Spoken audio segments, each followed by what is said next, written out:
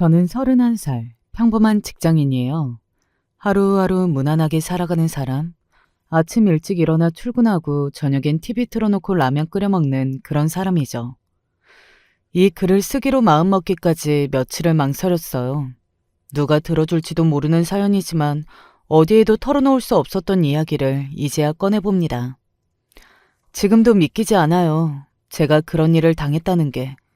제가 그토록 사랑했던 사람에게 그런 식으로 배신당했다는 게요. 그냥 꾸미면 좋겠다고 하루에도 몇 번씩 눈을 비볐어요. 제발 꾸미기를 바라면서요. 그런데 시간이 지나도 이건 현실이더군요. 아픈 현실, 피하고 싶었던 진실. 저는 누군가에게 털어놓지 않으면 정말 미쳐버릴 것 같았어요. 그래서 이 글을 씁니다. 저처럼 순진하게 믿고 모든 걸 걸었던 사람들에게 경고하고 싶어요. 사랑이라는 이름 아래 자신을 잃어버리지 말라고. 누군가의 말 한마디에 흔들리지 말라고요. 이제부터 제가 겪은 이야기 시작해 볼게요. 저는 어려서부터 남자들만 가득한 환경 속에서 자라왔어요. 아버지는 무뚝뚝한 군인이었고 형은 어릴 때부터 운동만 하던 전형적인 체육계 인물이었죠. 집안에는 여성이라고는 어머니뿐이었는데 어머니는 늘 바깥일로 바쁘셔서 대화다운 대화를 나눌 시간조차 별로 없었어요. 초등학교 때는 말 수 없는 아이로 불렸고 중학교, 고등학교는 모두 남학교를 다녔어요. 교실 안엔 남자 냄새가 가득했고 연애라는 건 먼 나라 이야기처럼 느껴졌죠. 저는 여학생이랑 눈만 마주쳐도 얼어붙은 성격이었어요. 고등학교 땐 단체로 여고 연합 합창대회에 참가한 적이 있었는데 저는 여자 파트너가 옆에 앉자 말 한마디 못하고 땀만 흘렸던 기억이 나요. 대학교도 공대, 그것도 기계공학과를 진학하면서 제 인생에서 여성과의 교류는 더더욱 멀어졌어요. 팀플 때 여성 팀원이라고 끼게 되면 얼굴이 빨개져 말문이 막히곤 했죠. 사회생활도 마찬가지였어요. 지금 다니는 회사 역시 남초 기업이에요. 대부분 현장직, 엔지니어, 기술 영업 쪽이라 회식에서도 누나보다 형님이 더 많이 들려요. 이렇게 20대 후반까지 여성과 말 한마디 제대로 섞어본 적이 없이 살아왔어요. 그러다 보니 저는 여자 앞에만 서면 작아지고 자신감이 뚝 떨어지는 사람이 돼버렸죠.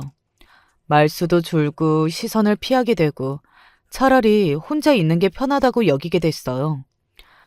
그런 제가 정민 씨를 처음 만났던 날은 정말 충격이었어요. 그녀는 밝고 당당하고 눈을 마주치며 웃는데 아무런 거리낌이 없었어요. 그녀 앞에 서니 제 심장이 왜 그렇게 세차게 뛰던지 저는 처음으로 이런 여자는 다시는 못 만날 것 같아 라는 예감이 들었어요. 저는 그날 제 인생이 바뀌겠구나 싶었어요. 어느 봄날 정민 씨를 처음 만났어요.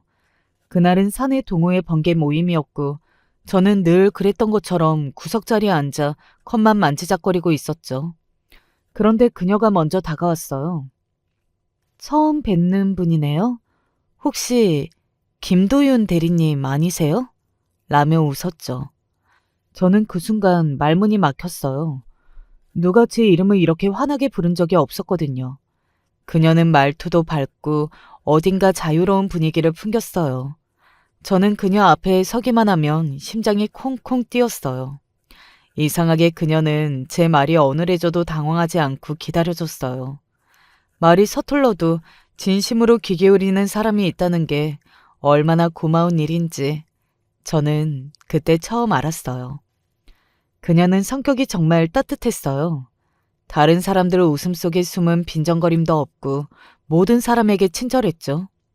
처음으로 여성에게 거부감 없이 다가갈 수 있었던 것도 그런 정민 씨의 자연스러운 온기 때문이었어요. 그날 모임이 끝난 뒤 정민 씨가 먼저 저에게 말했어요. 도윤 씨, 다음엔 우리 둘이 밥 먹어요. 말 더 길게 나누고 싶어요. 저는 손끝이 저릿할 정도로 놀랐어요.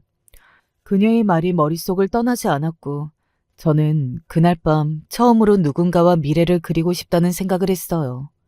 저는 그날 제 인생이 바뀌겠구나 싶었어요. 그녀를 처음 본 순간 저 사람이다 라는 전광판이 머릿속에 번쩍였거든요. 저는 첫 만남 후 일주일 내내 그녀의 웃음을 떠올렸어요. 회사에서는 모니터를 보면서도 자꾸 정민 씨 얼굴이 아른거렸고 집에 돌아와서도 괜히 창밖을 바라보며 한숨만 쉬었죠. 저는 마음속에 부풀어 오르는 그리움을 주체할 수 없었어요. 결국 주말 저는 근처 꽃집에서 작지만 향기 좋은 프리지아 꽃다발을 샀어요. 노을한 꽃잎을 바라보며 몇 번이나 마음을 다잡고 또 다잡았죠. 저는 용기를 내어 그녀와 약속을 잡은 카페 앞으로 갔고 유리문 너머로 그녀의 모습이 보이자 심장이 미친 듯이 뛰기 시작했어요. 카페 안으로 들어섰을 땐 손에 땀이 잔뜩 고여 있었어요. 그녀는 저를 보며 놀란 듯 고개를 들었고 저는 입술을 깨물며 꽃다발을 내밀었어요. 정민 씨, 혹시 저랑 오늘을 행복하게 보내실래요? 말을 마친 뒤엔 고개를 제대로 들지도 못했어요. 그런데 그녀가 웃으며 말했어요. 저도 그러고 싶어요. 오늘 하루 행복하게 해주실 거죠?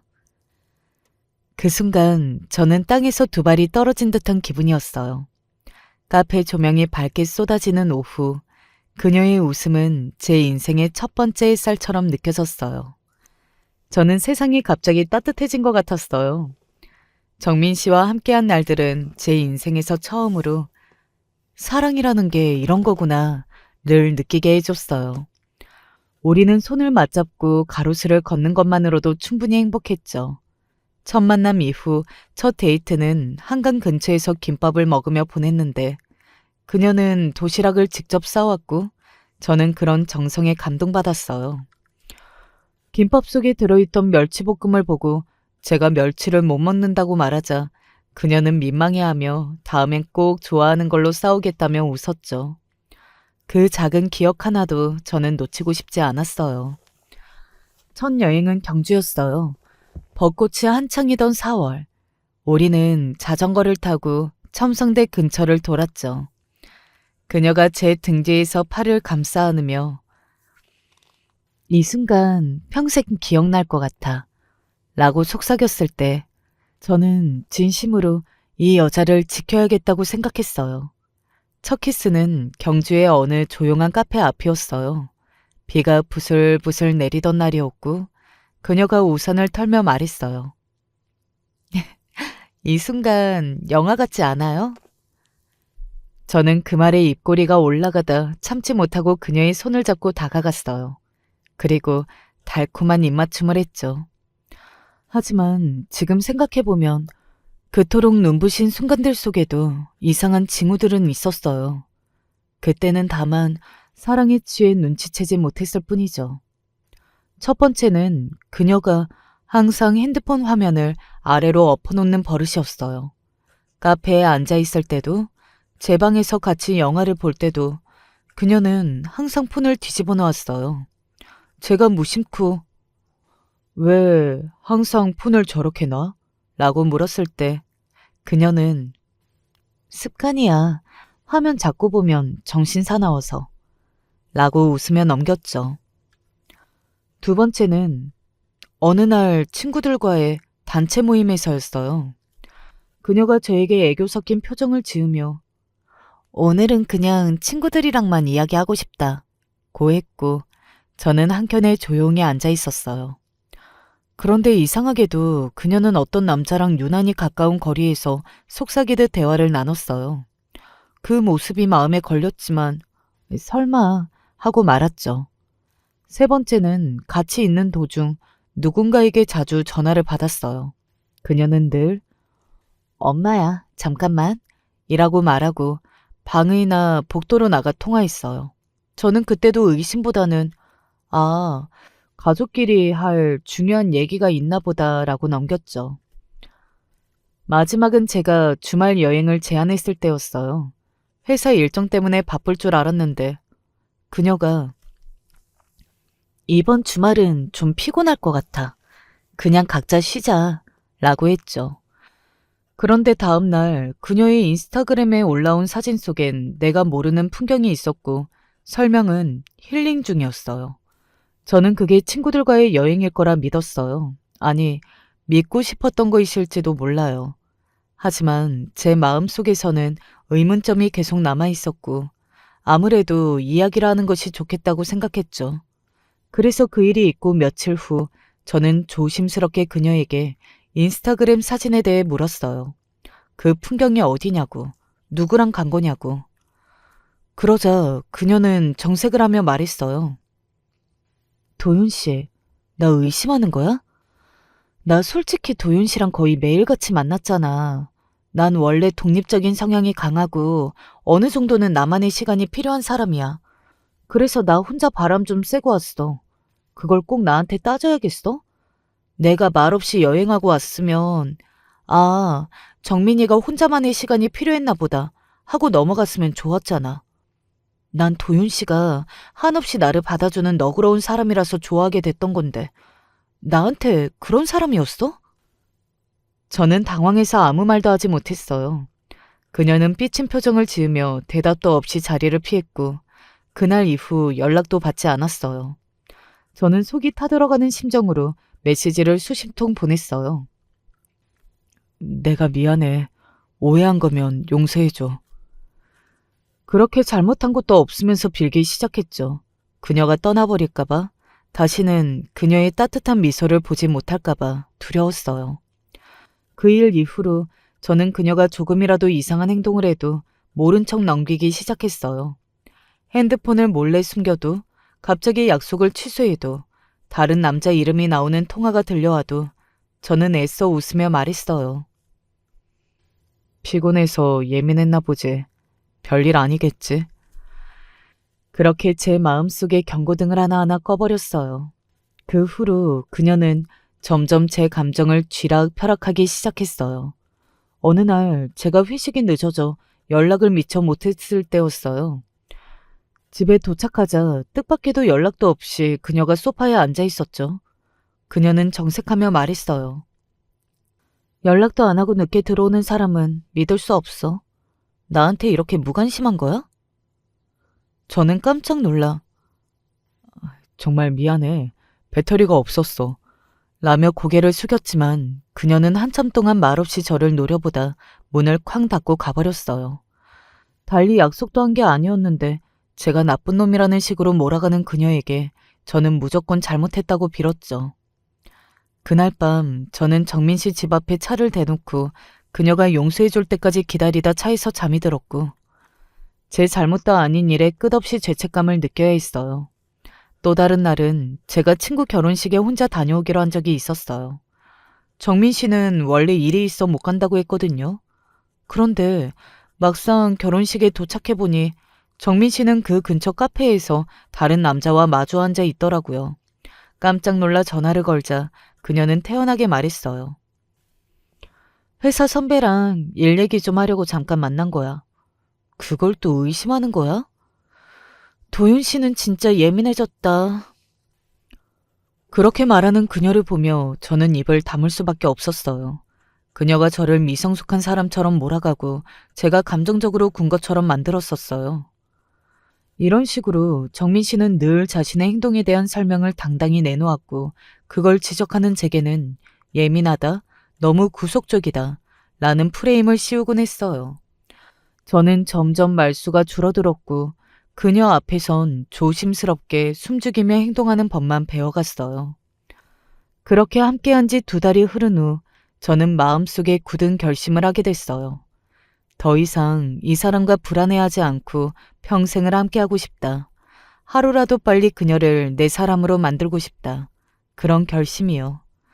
저는 그녀와 보냈던 모든 순간이 그저 아름다웠고 그녀의 일부 미심쩍은 행동들이 저의 불안을 계속 자극시켰어요. 그래서 저는 좀 더 확실한 관계를 원했어요. 그녀가 나를 떠나지 않기를, 나와 평생 함께하기를 말이죠. 결혼을 하면 그녀를 붙잡을 수 있을 거라 믿었어요. 제 주변 친구들은 모두 격하게 반대했어요. 결혼은 신중해야 한다. 적어도 한 계절은 지나봐야 그 사람을 안다. 나이가 많은 것도 아니니 천천히 생각해봐라. 하지만 제 결심은 확고했어요. 오히려 그들을 비웃었죠. 니들이 사랑을 알아? 하면서요. 저와 가장 오래된 친구놈은 저에게 미친놈이라고 욕을 하며 만류했어요. 특히 그 녀석은 저에게 따라와서 재수씨, 조금 쎄한 면이 있단 말이야. 좀 더 알아보고 하는 게 좋을 것 같아. 라고 말하더군요. 저는 그 말에 제일 친한 친구임에도 멱살까지 잡으면서 말 함부로 하지 마. 라고 고함을 쳤어요. 그때 저에게 정민 씨는 거의 종교였으니 친구가 아닌 부모님이 반대했더라도 결혼을 강행했을 거예요. 어느 비 오는 금요일 저녁, 저는 회사에서 퇴근하자마자 그녀가 원하던 반지를 샀어요. 제 월급에 2달치가 들어간 작은 반지였지만 그 안엔 제 모든 진심이 담겨 있었어요. 다음 날 저는 그녀를 처음 데려갔던 한강공원으로 불러냈어요. 우리가 김밥을 먹으며 이야기를 나눴던 바로 그 벤치 앞이었죠. 비는 그쳤고 노을이 천천히 퍼지기 시작하던 때였어요. 그녀는 환하게 웃으며 나타났고 저는 그 순간을 평생 기억할 수밖에 없다는 걸 직감했어요. 떨리는 손으로 주머니에서 작은 상자를 꺼내며 말했어요. 정민 씨, 나는 당신이 내 인생에 들어온 이후로 매일이 기적 같았어. 처음으로 누군가와 내일을 꿈꾸게 됐고 처음으로 누군가를 지키고 싶다는 생각을 하게 됐어. 정민 씨, 나랑 결혼해 줄래? 그녀는 기쁜 듯 저를 바라보다가 천천히 고개를 끄덕였어요. 그리고 제 손을 꼭 잡았죠. 나도 사랑해, 도윤 씨. 그 한마디에 저는 모든 시간이 멈춘 듯한 기분이 들었어요. 주변에서 강바람이 불어와도 사람들이 지나다녀도 오직 그녀만이 제 시야에 있었어요. 프로포즈가 끝난 뒤 우리는 오래도록 강가를 걸었어요. 그녀는 제 어깨에 머리를 기대고 말했어요. 이렇게 평생 함께 걸으면 좋겠다. 저는 그 말에 눈시울이 뜨거워졌어요. 아무 말도 하지 못하고 그녀의 손만 더 꼭 잡았어요. 결혼식 날 하얀 드레스를 입은 그녀를 바라보며 저는 믿을 수 없을 정도로 떨렸어요. 이렇게 아름다운 여자가 나의 신부라니 믿을 수 없을 지경이었죠. 제 머릿속은 온통 장밋빛 미래만이 펼쳐져 있었어요. 행복의 끝이 있다면 이런 느낌일까? 저는 정민 씨의 손을 잡으며 꼭 당신을 행복하게 해줄게. 평생 함께하자. 고 다짐했어요. 정민 씨는 조용히 미소 지었죠. 그 미소가 조금 슬퍼 보였던 건 기분 탓이었을까요? 사실 그날 이상한 느낌이 조금 있었어요. 식장에 도착했을 때 신부 측 하객이 거의 없었거든요. 결혼식 때 신부 대기실에 보통 사진을 찍으러 온 친구들로 북적일 텐데 회사 사람들 외에는 거의 텅 비어 있었고 그녀의 친구들과 인사를 해도 어쩐지 과도하게 축하해주는 느낌이었어요. 마치 방청객 아르바이트생들처럼 과장되게 웃는 느낌이랄까요? 정민 씨 부모님 역시 어딘가 어색한 느낌이 들었어요. 정민 씨 부모님과는 처음 뵙는 자리였는데 정민 씨 부모님이 외국에서 살고 계셔서 상견례는 생략하자고 했거든요.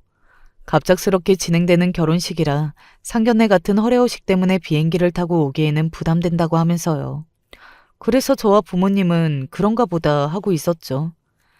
예식장 입구에서 정민 씨 부모님께 첫 인사를 드리려 다가갔는데 아버지란 분은 눈을 마주치지 않고 서둘러 자리를 떴고 어머니는 준비된 멘트처럼 잘 부탁드립니다. 만 반복했어요. 저는 그때도 가족이 조용한 분들이구나 정도로만 생각했어요. 하지만 나중에 알고 보니 그날 신부 측 부모님과 하객들 대부분이 아르바이트였더라고요. 정민 씨는 고아나 다름없는 환경 속에서 자랐고 창피해서 그 사실을 숨기고 있었대요. 결혼 후 꽤 시간이 지나 우연히 진실을 알게 됐을 때 저는 충격을 받았지만 동시에 마음이 아팠어요. 나를 속였다는 배신감보다도 그런 상황 속에서도 애써 평범한 모습을 보여주려 했던 그녀의 애씀이 겹쳐졌거든요. 숨겨진 진실보다는 행복이란 가면을 쓴 그날, 저는 그저 그녀의 드레스 자랑만 바라보며 이제 나는 한 가정을 이끄는 사람이라는 책임감에 숨이 막히면서도 동시에 세상을 다 가진 것 같았어요. 어머니는 결혼식 내내 손수건으로 눈가를 훔치고 계셨고 아버지는 어색하지만 뿌듯한 미소를 띤 채 앉아 계셨죠. 예식이 끝나고 신혼여행지로 떠나는 비행기 안에서 그녀가 제게 말했어요. 우리 이제 진짜 부부다. 도윤 씨, 무슨 일이 있어도 변치 말고 나 꼭 행복하게 해줘야 해. 저는 속으로 다짐했어요. 그래, 평생 이 여자만 바라보자. 무슨 일이 있어도 행복하게 해주자. 그때 저는 정말 몰랐어요. 그 결심이, 그 다짐이 그렇게 무너지는 날이 올 줄은. 저는 마음 한구석에서 알 수 없는 불안을 느꼈지만 그녀가 제 손을 꼭 잡고 사랑해 라고 말하는 순간 이성적인 생각은 아무것도 들지 않았어요. 단지 세상을 다 가진 남자가 된 기분이었죠. 저는 결혼 생활 동안 헌신적인 남편이 되려고 노력했어요. 그 부분은 누구라도 정민 씨도 인정할 수밖에 없는 부분일 거예요. 정민 씨는 결혼 후 얼마 지나지 않아 사직서를 내고 한동안 쉬고 싶다는 의사를 표시했어요. 특히 자기가 몸이 약한데 아이를 가지려면 회사 생활을 하는 게 좋지 않다고 하면서 말이에요. 아이 이야기를 꺼내니 저는 당연스럽게 정민 씨의 의견을 들어주었죠.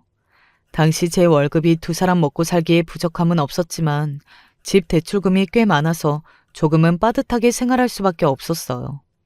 저는 매일 식대라도 아끼기 위해 새벽 6시에 일어나 출근 도시락을 쌌고 차리는 김에 아내가 일어나면 먹을 아침상까지 차렸죠. 곤히 자고 있는 아내가 깰까봐 조심조심했어요. 그리고 출근길 지하철에서 아내에게 메시지를 보내곤 했죠. 다녀올게. 일어나면 꼭 아침 챙겨 먹고 좋은 하루 보내. 그녀는 대체로 거의 답을 하지 않았지만 간혹 한참 후 하트 이모티콘으로 답했어요. 저는 그 대답 하나에 온종일 힘이 났어요. 집에 돌아오면 대부분 어둡고 차가운 기운이 흘렀어요. 아내는 어디를 그렇게 다니는지 저녁 시간에 종종 집을 비우곤 했죠. 내심 서운한 마음이 들었지만 아내도 집에만 있으면 답답하겠지 하고 오히려 아내를 두둔해 주었어요. 하지만 아내가 귀가하는 시간은 점점 늦어졌고 가끔은 새벽에 들어올 때도 있었어요. 보통 인사불성으로 취해 있는 경우가 많았죠. 여러 가지 하고 싶은 말은 많았지만 꾹 참고 술 많이 마셨어? 속 괜찮아? 하고 물어보면 아내는 저를 잡아먹을 듯이 노려보며 왜? 술 마시면 안 돼? 내가 회사 그만뒀다고 집에 처박혀서 당신 수발 들어야 돼? 내가 당신 집 지키는 개야? 나도 친구들 많고 내 생활도 있거든? 하고 수십 마디 말을 쏟아냈어요. 저는 아니야. 당신이 속 안 좋아서 힘들까 봐 그렇지. 내일 북엇국 끓여놓을까? 하고 아내의 기분을 풀어주기 위해 노력했어요. 아내는 한번 마음이 상하면 보름이고 한 달이고 풀어지지 않았어요. 그런 아내의 마음을 달래려면 선물 공세는 물론이고 매일 식사도 더욱 심혈을 기울여 만들어야 했으며 기분이 풀어질 때까지 해외여행을 꼭 다녀와야 했어요. 동남아부터 유럽, 남미까지 어딘지도 모르는 곳이었지만 아내의 뜻대로 휴가를 내고 움직였어요. 저희 가계부로는 빠듯해서 어쩔 때는 카드 할부를 무리하게 긁기도 했고 그 카드 대금을 지불하려고 단기로 대출까지 받은 적도 있었죠. 그럴 때면 저도 모르게 깊은 한숨이 나오기도 했지만 다행히도 그렇게 해서 아내의 마음이 풀리면 다시 그 사랑스러운 미소를 볼 수 있었기에 아깝다는 생각이 들지는 않았어요. 그런 관계가 물론 공평하다고 생각하지는 않았어요. 저도 사람이다 보니 아내가 이해되지 않기도 하고 속상하거나 화가 날 때도 있었죠. 하지만 저는 내심 저에 비해 아내가 과분하다고 생각하고 살았던 것 같아요. 아내는 착하고 예쁘고 정말 사랑스러운 여자였으니까요. 미녀와 야수 커플 같달까요? 게다가 저는 그렇다고 무엇 하나 내세울 것 없었으니 관계가 불균형한 것은 당연하다고 생각했어요. 아내는 저보다 더 괜찮은 사람을 만날 수도 있었을 텐데 저를 선택했으니 언제든지 떠나고 싶어 할 수 있을 거라고 생각했죠. 그러니 설령 그녀의 마음이 나를 떠나더라도 언제든 나에게 돌아올 수 있도록 좋은 기억만을 많이 만들어주자 하면서 제 마음을 다스렸습니다. 결혼 1주년쯤부터 저는 아내에게 작은 이상함을 느꼈어요. 그 전까지는 화장기가 거의 없는 자연스러운 얼굴이었고 옷도 편안한 니트나 청바지를 즐겨 입던 사람이었는데 어느 날부터인가 진한 레드 립스틱을 바르고 하이힐에 딱 붙는 원피스를 입기 시작했어요. 회사에 다니는 것도 아니고 특별한 약속도 없는 날인데 말이죠. 저는 갑자기 왜 이렇게 꾸미고 나가? 라고 조심스럽게 물었지만 그녀는 웃으며 여자도 자기 관리해야지. 당신은 나 예쁜 거 싫어? 라고 넘겼어요. 저는 그런 말에 아무 대꾸도 못한 채 스스로를 아, 나는 생각이 구식이구나 라고 느끼고 말았죠. 또 어느 날은 아침부터 향수를 진하게 뿌리고 나가길래 요즘 향 바꿨어? 하고 물었더니 그녀는 되게 예민하네? 그냥 샘플 받은 거야. 라며 대수롭지 않게 넘겼어요. 그런데 그 향은 제가 평소에 좋아하지 않는 묘하게 자극적인 계열이었고 집에 돌아와도 그 향이 몇 시간씩 남아 있었어요. 저는 의아했지만 그저 마음속에만 묻어두었죠. 하루는 그녀가 핸드폰으로 통화하면서 제 앞을 지나가다 깜짝 놀라서 전화를 급히 끊은 적이 있었어요. 저와 눈이 마주치자 엄마, 도윤 씨 놀랐잖아. 나 감시하는 거야? 인기척 좀 내. 라며 허둥지둥 방으로 들어갔죠. 저는 순간 이상한 느낌을 받았지만 혹시라도 내가 괜한 오해를 만든 건 아닐까 싶어 입을 다물었었어요. 그렇게 바뀌어가는 모습들이 제 눈앞에서 하나둘 쌓여갔지만 저는 기분 전환으로 새로운 것을 시도하나 보다 라며 대수롭지 않게 넘겼어요. 사실은 아무 일 없다는 듯 넘기고 싶었어요. 그 모든 게 단지 내 착각이었으면 좋겠다고 그렇게 믿고 싶었어요. 어느 날은 카드 명세서를 확인하다가 땡땡 주얼리라는 항목을 보고 멈칫했어요. 결제 금액이 무려 320만 원이었어요. 심장이 순간 멈춘 줄 알았어요. 주얼리라니? 우리 사이에서 그런 고가의 소비는 한 번도 없었거든요. 저는 침을 꿀꺽 삼킨 채 조심스럽게 물었어요. 이거 뭐야? 무슨 카드값이 이렇게 많이 나왔어? 그녀는 약간 놀란 듯 하더니 곧 태연하게 웃으며 말했어요. 아, 그거? 친구 결혼 선물 샀어. 더치페이 하기로 해서 내가 먼저 선결제한 거야. 다들 나중에 송금해 줄 거야. 저는 어안이 벙벙했지만 애써 표정을 관리하며 고개를 끄덕였어요. 그래, 뭐 그런 일이면 다음 달에도 비슷한 금액 나오면 미리 말해줘. 그녀는 알았어. 걱정하지 마요, 남편님. 이라며 제 볼을 살짝 꼬집었고 저는 그 말에 억지로 웃어 보였어요. 하지만 가슴 한켠에는 불안함이 퍼졌어요. 친구 결혼 선물로 반지라니? 보통은 결혼 선물로 반지를 주는 상대는 친구가 아닌 연인 아닌가요? 저는 머릿속이 복잡했지만 내색하지 않으려고 이를 악물었어요. 친구 사이에 그럴 수 있다. 내 생각이 너무 좁은 거다. 하면서 말이죠. 저는 그날 밤 이상한 기분으로 뒤척였어요. 머릿속에선 낮에 봤던 카드 명세서가 계속 맴돌았고 그녀는 아무렇지 않게 TV를 보고 있었어요. 그런데 어느 순간 그녀가 화장실에 간 사이 침대 머리맡에 놓인 그녀의 휴대폰 화면이 깜빡였어요. 무의식적으로 고개를 돌린 순간 화면엔 예성 오빠라는 이름과 함께 지금 생각만 해도 미소가 나 라는 메시지가 선명하게 떠 있었어요. 심장이 쿵 내려앉는 느낌이었어요. 그 짧은 순간이었는데도 머릿속이 하얘졌어요. 저는 애써 눈을 감으며 못 본 척했어요. 정말이지 그 순간 눈을 감는 게 마음을 지키는 유일한 방법처럼 느껴졌어요.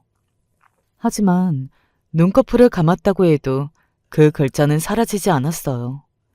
속에서는 까만 먹물이 번지듯 서서히 차오르기 시작했어요. 마음 한구석이 무너져 내리는 것 같았지만 저는 여전히 아닐 거야 라는 생각으로 스스로를 달래고 있었어요. 그날 밤 저는 침대에 누워 있으면서도 온몸이 얼음처럼 굳어 있었어요. 그 일이 있은 후 며칠 뒤 밤도 새벽도 아닌 야심한 시각인 3시경이었어요. 베란다 문틈으로 속삭이는 아내의 목소리를 들었어요. 처음에는 시간을 보고 잘못 들은 줄 알았죠. 윗집이나 아랫집에서 얘기하는 소리가 들리는 건가? 그러나 작지만 분명 아내의 목소리였고 저는 그 순간부터 숨이 가빠오기 시작했어요. 오빠, 나도 보고 싶어. 또렷하게 들린 아내의 말에 저는 귀를 의심했어요. 벌떡 일어난 저는 충동적으로 아내에게 달려들기 위해 방문 앞에 섰지만 차마 문을 열지 못하고 손을 부들부들 떨었어요. 저는 뜨거운 숨을 들이마시고도 문을 열지 못했어요. 그녀의 목소리는 낮고 조심스러웠지만 감정이 실린 단어들은 너무나 또렷했어요. 그날 이후로 계속 생각나. 나도 너무 보고 싶어. 문틈 사이로 스며드는 그 말들에 저는 등줄기를 타고 식은땀이 흘렀어요. 손바닥은 축축했고 심장은 빠르게 고동쳤어요. 그 순간 저는 모든 걸 알아버렸다는 직감을 했어요. 머리로는 아직 믿지 못하겠는데 가슴은 이미 진실을 알고 있었어요. 그녀의 오빠는 단순한 친구가 아니었고 그날 새벽 제 아내는 분명히 누군가와 사랑하는 말들을 나누고 있었어요. 저는 손잡이를 잡았다가 놓기를 몇 번이나 반복했어요. 문 하나 사이에 두고 제 삶이 갈라지고 있다는 걸 알면서도 저는 열 수가 없었어요. 문을 열면 그 순간부터 모든 게 돌아올 수 없을 것 같았거든요. 그래서 저는 그냥 멍하니 그 문 앞에 서 있었어요. 눈을 질끈 감고 입술을 깨문 채 몇 분간 그대로. 그리고 이내 문틈 넘어 웃음소리가 들렸어요. 짧고 작게 그러나 분명히 행복한 기운이 실린 웃음. 저는 그 웃음에 더 이상 버틸 수 없었어요. 천천히 뒤돌아 다시 침대에 주저앉았고 두 손으로 얼굴을 감싸쥐었어요. 그렇게 한참을 아무 말도 아무 생각도 하지 못한 채 앉아 있었어요. 그날 새벽 해가 뜰 무렵까지 아내는 통화를 하다가 거실에서 잠이 들었고 저는 잠들지 못했어요. 머릿속은 아찔했고 어지러웠고 온몸은 천근처럼 무거웠었어요. 그녀는 아무 일 없었다는 듯 평소처럼 아침 식탁에 앉았고 저는 그 모습을 보며 속으로 되뇌었어요. 정말 이걸 아무렇지 않게 넘길 수 있을까? 그날 이후 몇 날 며칠이 지나갔는지 모르겠어요. 어느 날 평소와 다름없이 저는 도시락을 쌌고 아내의 밥상을 차린 후 출근하고 있는데 출근길 승강기 거울 속 제 얼굴을 보고 깜짝 놀랐어요. 푸석푸석해진 얼굴에 생기가 없었고 다크서클은 턱 밑까지 내려와 있었어요. 그동안 밤마다 뒤척이며 잠 못 든 흔적들이 제 얼굴에 고스란히 남아 있었죠. 머리는 정리도 되지 않아 군데군데 뜨고 있었고 넥타이도 비뚤게 매어 있었어요. 저는 그런 제 모습을 보고도 웃어 보이려 애썼어요. 마치 괜찮다는 듯 아무 일도 없다는 듯 입꼬리를 억지로 끌어올렸죠. 하지만 웃는 얼굴 뒤로 가슴속은 조각조각 무너져 내리고 있었어요. 속은 자꾸 바스라졌고 아무도 알아주지 않는 고요한 절망이 전신을 감쌌어요. 저는 승강기 버튼이 도착층을 알리는 소리를 듣고서야 그 거울 앞에서 시선을 뗄 수 있었어요. 매일 책상에 앉아서도 보고서 내용을 제대로 읽지 못했고 전화가 와도 무심하게 응대했어요. 눈앞의 일이 손에 잡히지 않았어요. 사람들 틈에 끼어 있었지만 마음은 마치 투명인간처럼 고립돼 있었어요. 그러는 사이 아내는 점점 더 대담해졌어요. 어느 날은 퇴근 후 집에 들어서자 그녀가 통화를 하며 웃고 있었어요. 제가 거실 문을 여는 소리에 그녀는 급히 전화를 끊었고 핸드폰 화면엔 예성 오빠라는 이름이 선명히 남아 있었어요. 저는 아무 말 없이 핸드폰을 본 채 굳었고 애써 지나가는 척 누구랑 통화했어? 라고 물었죠.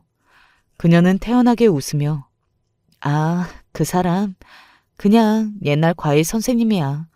요즘 우연히 연락 닿아서 안부 나눈 것뿐이야. 라고 말했죠. 따지고 싶었어요. 과외 선생님을 굳이 오빠라고 저장할 필요가 있어? 하지만 저는 그때도 고개를 끄덕였어요. 제 아내의 의심을 외면하며 며칠 뒤 제가 야근이라 늦을 것 같으니 내일 아침 장을 볼 수 없을 것 같아. 미안하지만 혼자 장을 좀 봐줄래? 하고 메시지를 보냈어요. 아내는 웬일로 볼멘 소리 안 하고 그러겠다고 했죠. 그런데 야근이 생각보다 빨리 끝나서 저는 아내를 감동시켜줄 요량으로 혼자 말하지 않고 마트에 갔어요. 그런데 우연히 마트에서 그녀를 봤어요. 그녀는 분명 마트에서 누군가와 아마도 높은 확률로 예성 오빠라고 부르던 사람과 다정히 장을 보고 있었죠. 저는 멀리서 지켜보기만 했어요. 그 남자와 나란히 서서 고개를 맞대고 무언가를 고르는 모습이 어찌나 자연스럽던지. 저도 모르게 숨이 턱 막혔고 다가가지 못한 채 발길을 돌렸어요. 그때 그녀의 손가락인 분명 제가 한 번도 본 적 없는 디자인의 반지가 채워져 있었어요. 어쩌면 그것이 바로 친구 결혼 선물로 주었다던 그 반지였을지도 모르죠. 그날 밤 저는 아내에게 아무런 말도 하지 않았어요. 어차피 이런저런 핑계를 대며 또 잘 빠져나갈 것이며 쥐잡듯이 화를 내서 저를 궁지에 몰 것이 뻔했죠. 저는 아내가 잠든 것을 확인하고 다시 일어나 침대 옆에서 그녀가 자는 모습을 보며 속으로 되뇌었어요. 이 사람은 내가 알던 정민 씨가 아니야. 그 남자 옆에서 행복하게 웃고 있던 너는 누구지? 주말 아침 아내가 등산복 차림으로 현관문을 나서려는 걸 봤어요. 운동을 별로 좋아하지 않는 아내였기에 뜻밖이었죠. 몸에 딱 붙는 기능성 티셔츠에 얇은 조끼, 그리고 평소엔 잘 신지 않던 고가 브랜드 등산화를 신고 있었어요. 평소보다 더 화장을 짙게 한 얼굴이 낯설게 느껴졌고요. 어디를 가냐고 물으니 북한산에 간다고 하더군요. 저는 조심스럽게 말했어요. 같이 갈까? 나도 바람 좀 쐬고 싶었는데. 순간 그녀는 잠깐 멈칫하더니 금세 미소를 지으며 말했어요. 오늘은 친구들이랑 여자들만 가기로 했어. 다음에 같이 가자, 응? 그녀의 눈웃음은 여전했지만 그 짧은 머뭇거림이 이상하게 걸렸어요. 저는 의심이 솟구쳤지만 억지로 웃어 보였어요. 그래, 조심히 다녀와. 그녀는 저녁엔 삼겹살 구워 먹자 하며 조심스럽게 꽁지머리를 흔들었고 향수를 잔뜩 뿌린 채 현관문을 나섰어요. 문이 닫히고 나서야 집안에 정적이 내려앉았어요. 그녀가 방금 전까지 있던 자리에 남은 향기가 오래도록 거실을 떠돌았고 저는 그 자리에 멍하니 서 있다가 혼잣말처럼 중얼거렸어요. 오늘도 그 남자 만나러 가니? 아내가 산에 가고 점심 무렵 저는 혼자 라면을 끓여 먹고 있었어요. 갑자기 불길한 핸드폰 벨소리가 온 집안을 울렸죠. 전화를 건 사람은 제 가장 친한 친구이자 결혼 당시 저를 가장 말렸던 친구였어요.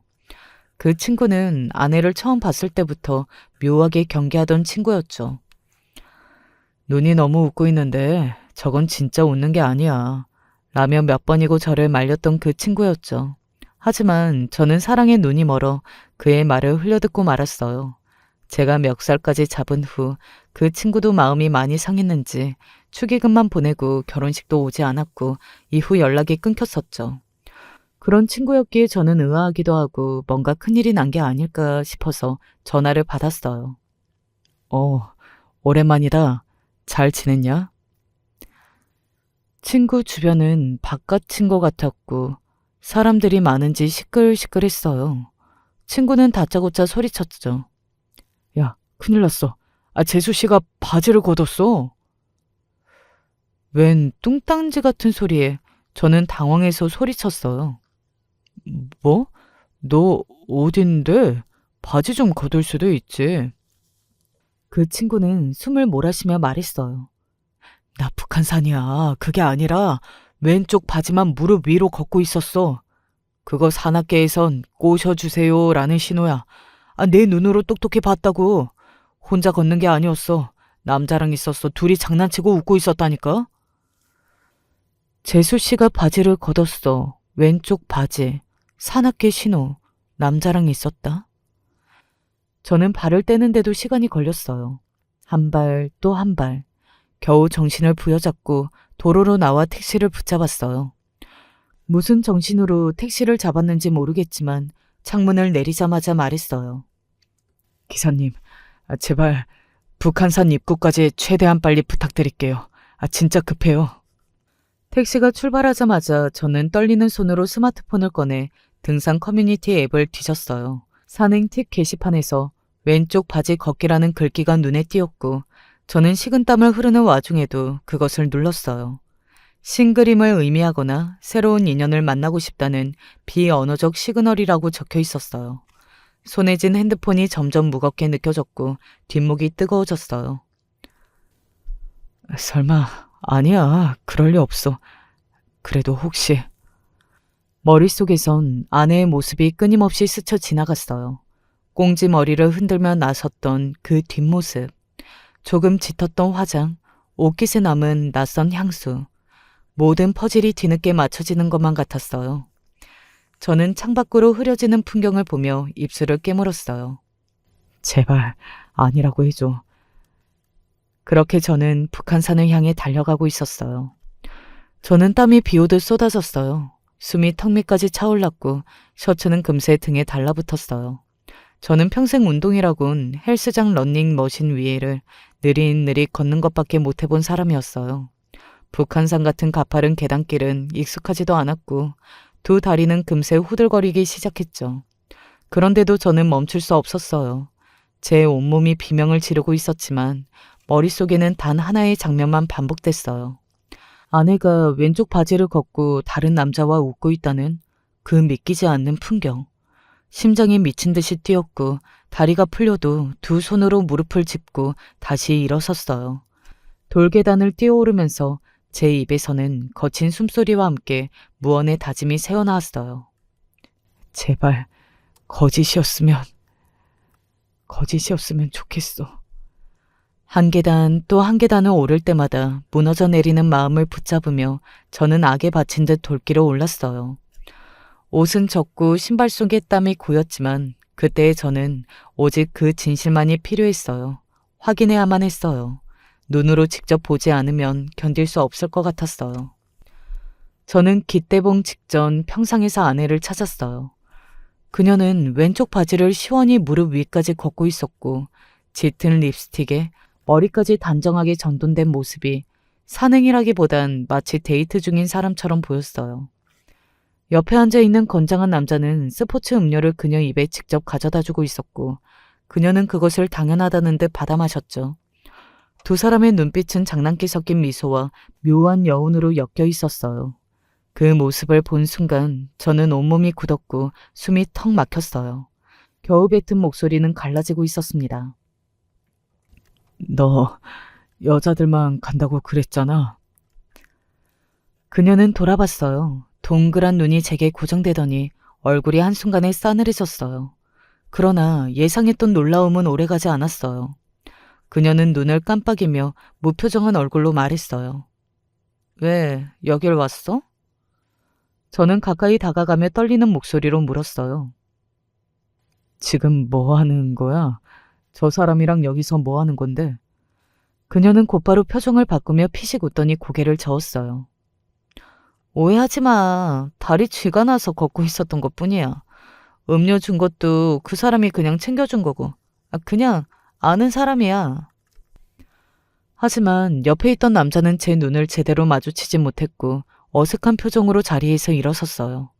저는 스마트폰을 꺼내며 차분하게 말했다. 그럼 이건? 새벽 3시에 오빠 나도 보고 싶어 라고 한 메시지. 그건 또 뭔데? 정민 씨는 순간 얼굴이 하얗게 질리더니 곧바로 다시 무표정한 얼굴로 돌아왔어요. 당신 지금 내 사생활을 몰래 본 거야? 그게 더 문제 아니야? 여기까지 쫓아오다니. 당신 아무리 봐도 의처증인 거 알아? 그 뻔뻔한 반응에 저는 말문이 막혔어요. 이 상황에서도 죄송하다는 말 한마디 없이 태연하게 책임을 돌리는 모습에 저는 더는 견딜 수 없었어요. 무너져 내리는 심정으로 평상을 돌아서며 말했어요. 그만하자. 나 이제 더는 못하겠어. 제 뒤통수에 화살처럼 박히는 그녀의 말은 들리지 않았어요. 저는 어지럽고 무거운 발걸음으로 산을 내려오기 시작했어요. 그 길은 너무 가팔랐고 저는 한 걸음 내디딜 때마다 제 인생이 무너지는 소리를 들었어요. 세상에서 가장 가파른 내리막이었어요. 저는 집에 돌아오자마자 문을 잠갔어요. 문이 딸깍하고 잠기는 소리와 동시에 온몸에 힘이 빠졌어요. 저는 소파에 주저앉아 깊은 숨을 몰아쉬었어요. 몸은 천근 같았고 머리는 멍했어요. 한참 후 아내가 집으로 들어왔고 저는 무표정하게 그녀를 보며 말없이 서 있었어요. 그녀는 들어오자마자 현관에서 무릎을 꿇고 울먹였어요. 오해할 수 있는 상황인 거 이해하는데 진짜 오해야. 나 자기밖에 없는 거 알잖아. 하지만 그녀의 눈은 맑았고 눈물 없는 눈은 어딘가 부자연스러웠어요. 저는 차가운 바닥에 시선을 고정한 채 아무 말도 하지 않았어요. 그 바닥은 마치 끈적거리는 늪 같았고 제 몸은 점점 빠져들고 있었어요. 잠시 침묵이 흘렀고 저는 떨리는 입술을 겨우 열어 말했어요. 왜 그랬어? 차라리 솔직하게 말하지. 왜? 그러자 아내는 눈을 훔치더니 돌연 태도를 바꿨어요. 왜? 당신은 한 번도 나를 제대로 바라본 적 있었어? 내가 얼마나 외로웠는데. 당신은 일만 했고 나는 늘 뒷전이었어. 나한테 무관심했던 건 당신이야. 이렇게 된 게 다 당신 탓이라는 생각은 안 해봤어? 그 말이 저는 머리를 망치로 얻어맞은 듯 충격을 받았어요. 이 상황에서도 또 내 탓을 하는 그녀. 저는 다시금 숨이 막혔어요. 하지만 그 순간 이상하게도 모든 퍼즐이 맞춰졌어요. 아, 이게 바로 실체였구나. 내가 죄인처럼 살아온 이유, 늘 미안해하며 굽신거렸던 이유. 그녀는 계속해서 말을 이어갔어요. 내가 외롭다고 수십 번 말했잖아. 당신은 안 들었어. 그러니까 난 그냥 위로받고 싶었던 거야. 그게 그렇게 잘못이야? 나를 이렇게 만든 건 다 당신 탓이잖아. 저는 더는 참을 수 없었어요. 저는 천천히 자리에서 일어났어요. 무릎 꿇은 그녀를 바라보며 담담히 말했어요. 그래, 그동안 내가 바보였어. 네가 우는 척하며 말 바꾸고 날 몰아가고 죄책감 심어줄 때마다 내가 잘못한 줄 알았어. 하지만 이제야 알아. 잘못한 건 너야. 나한테 상처를 주고도 미안해할 줄 모르는 너. 사랑한 척하면서 날 망가뜨린 너. 아내, 정민 씨는 말문이 막힌 듯 입을 벌렸다 다물었어요. 그러더니 마침내 조용히 짐을 싸기 시작했고 인사 한마디 없이 집을 나갔어요. 저는 더는 그녀를 보지 않고 뒷짐진 채 방으로 향했어요. 문을 닫으며 속으로 말했어요. 이제 끝이야. 드디어 벗어났다. 저는 사흘 밤낮을 잠 못 자고 울었어요. 자고 싶어도 눈을 감으면 그녀 얼굴이 떠올랐고 귀엔 그녀의 사랑스러운 말들이 되풀이되어 울렸어요. 침대에서는 금세 숨이 막혀 나와 소파에서 쭈그려 앉아 새벽을 버텼고 그마저도 이틀이 되자 허리가 끊어질 듯 아팠어요. 저는 회사에도 나가지 못했어요. 책상에 앉을 힘도 사람 얼굴을 마주할 용기도 없었어요.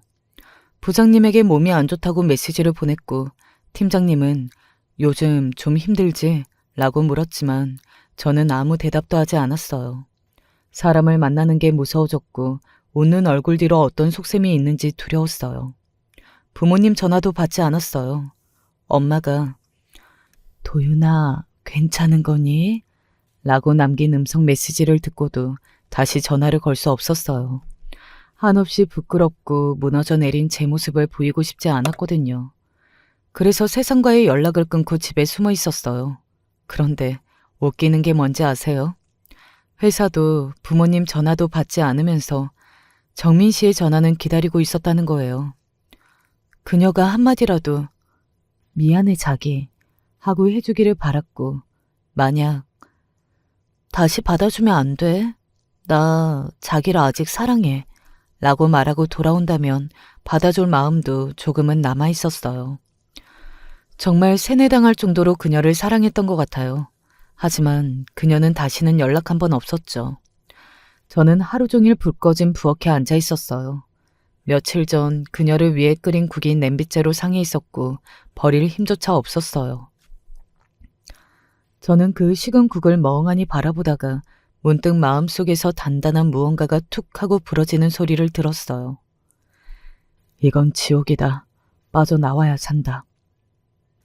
그때였어요. 저는 처음으로 나 자신을 살려야겠다고, 지금이 아니면 영영 무너질 거란 생각이 들었어요. 저는 이혼 변호사를 찾아갔어요. 냉정해 보이는 남자 변호사가 응접실로 저를 안내했고 저는 조용히 고개를 숙인 채 그를 따라갔어요. 사무실 공기는 냉정했고 탁자 위엔 이혼 상담 사례집이라는 책자가 정리되어 있었어요. 그 책자를 보자 조금은 마음이 편해졌어요.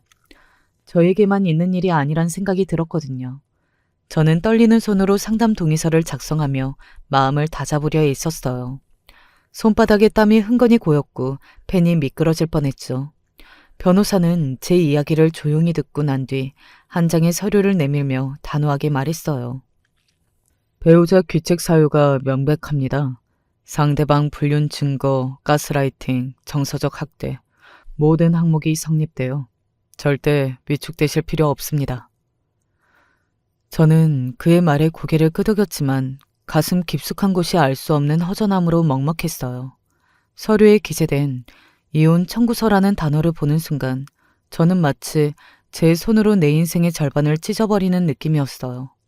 펜을 들고도 몇 번이나 멈칫하다가 결국 싸늘한 종이 위에 사인을 했어요. 이름을 다 쓰고 난 후 저는 조용히 눈을 감았어요. 그 짧은 순간에 지난 수년의 기억이 파도처럼 스쳐갔어요. 그리고 저는 아주 작게, 그러나 분명히 속삭였어요. 이제 다시 시작이야. 저는 법원에서 마주 앉은 정민 씨를 바라봤어요. 법정안 공기는 싸늘했고 우리 사이엔 더 이상 아무런 감정도 없었어요. 정민 씨는 어딘가 지쳐 보이는 얼굴로 제게 날카롭게 속삭였어요. 꼭 이렇게까지 했어야 했어? 당신 변했어. 무슨 일이 있어도 변치 말고 나 꼭 행복하게 해준다고 했잖아. 난 그래도 당신 사랑했는데. 오랜만에 만난 저에게 한 말이었어요. 그 말투는 기계적이었고 감정이 느껴지지 않았어요. 저는 대답하지 못했어요. 혹시라도 그 말에 또 흔들릴까 두려웠거든요. 정민 씨는 이혼 조정 과정 내내 제게 미안해하는 기색 없이 끝까지 제 탓을 했어요. 나를 외롭게 만든 건 당신이야. 사랑받는 느낌을 받은 적이 없어. 심지어 그녀는 억대의 재산 분할을 요구하며 고액의 이혼 전문 변호사까지 선임했어요. 상대 변호사는 심각한 정서적 방임으로 인해 의뢰인이 정신적 피해를 입었다 고 주장했죠. 전형적인 귀책 사유를 가진 자의 뒤틀린 논리였어요. 하지만 다행히 진실은 증거와 정황 위에 존재했어요. 새벽 통화 노치, 주얼리 명세서, 등산 현장 목격 사진을 포함해서 지금까지 제가 정민 씨 몰래 모아놓은 증거들을 모두 제출했고 제 변호사는 차분하면서도 단호하게 대응했어요. 판사는 고개를 끄덕이며 말했죠. 혼인 바탄의 주된 책임은 피고에게 있습니다. 정민 씨는 끝까지 제게 소리를 질렀어요. 당신은 날 이해한 적 없어. 난 피해자야. 저는 아무 대꾸도 하지 않았어요. 이미 감정은 닿을 대로 다. 더는 어떤 말도 흔들림을 주지 않았어요. 판사가 나지막이 판결문을 읽어 내려가는 동안 저는 그 소리가 마치 먼 나라의 언어처럼 들리지 않았어요. 다만 손끝에 잡힌 서류 한 장이 제 인생을 다시 시작하게 해주는 열쇠처럼 느껴졌어요. 저는 그날 법정을 나서며 단 한마디를 속으로 되뇌었어요. 이건 끝이 아니라 진짜 시작이다. 이혼이 모두 마무리된 날 새벽, 저는 커튼 틈 양쪽으로 스미는 햇살을 보며 일어났어요. 저는 홀로 빈집에 남아 있었죠. 저는 일어나서 혼자 아침을 챙겨 먹고 벽마다 걸린 신혼여행 사진을 내려놓았어요. 저는 애자 속 두 사람을 바라보다 결국 문득 웃었어요. 사랑했던 마음은 진심이었고 모든 노력을 다했으니 후회는 없어. 집을 정리한 후 저는 혼자 북한산 입구에 섰어요. 새 등산화를 신고 끈을 단단히 졸라맸죠. 저는 혼자 산길로 오르며 숨을 몰아쉬었어요. 저는 정상에 올라 두 팔을 벌렸어요. 세상이 멀리서 빛나고 있었어요. 저는 심장이 다시 뛰는 소리를 들으며 자신에게 속삭였어요. 괜찮아. 내리막이 있으면 오르막이 있는 법이니까. 저는 허공에 크게 고함을 내질렀어요. 야호. 숨을 크게 들이쉬자 맑은 공기가 폐 끝까지 차올랐어요. 저는 하산길, 갈림길 앞에서 잠시 멈췄어요. 숨을 고르며 왼쪽과 오른쪽을 번갈아 바라봤어요. 왼쪽은 제가 올라왔던 익숙한 길이었어요. 사람들이 많이 다녀간 흔적이 남아있는 넓은 길. 하지만 그 안엔 늘 과거의 기억이 따라붙을 것 같았어요. 반면 오른쪽 길은 좁고 가팔랐지만 햇살이 한가득 내리쬐고 있었어요. 그 길엔 아직 아무것도 새겨지지 않는 듯한 여백이 있었고 저는 그 여백이 필요했어요. 저는 한참을 서 있다가 천천히 오른쪽 길로 발걸음을 옮겼어요. 저는 더 이상 뒤를 돌아보지 않을 거예요. 돌아본다고 해서 아무것도 달라지지 않으니까요.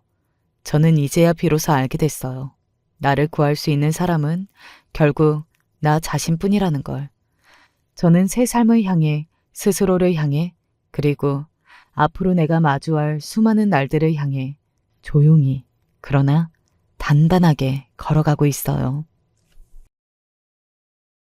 안녕하세요. 여러분들 주위에 사랑하는 가족이 있으십니까? 그 가족들과 사이는 어떠신가요?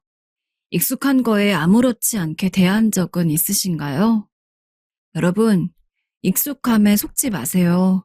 그 익숙함이 여러분들을 바꿀 수 있습니다. 마치 제가 그랬던 것처럼요. 제 남편은 부모님 사랑 한번 제대로 받아본 적 없는 고아였습니다. 요즘도 그렇지만 예전에도 고아라고 하면 사실 여러 가지 선입견과 편견에 휩싸일 수밖에 없었죠.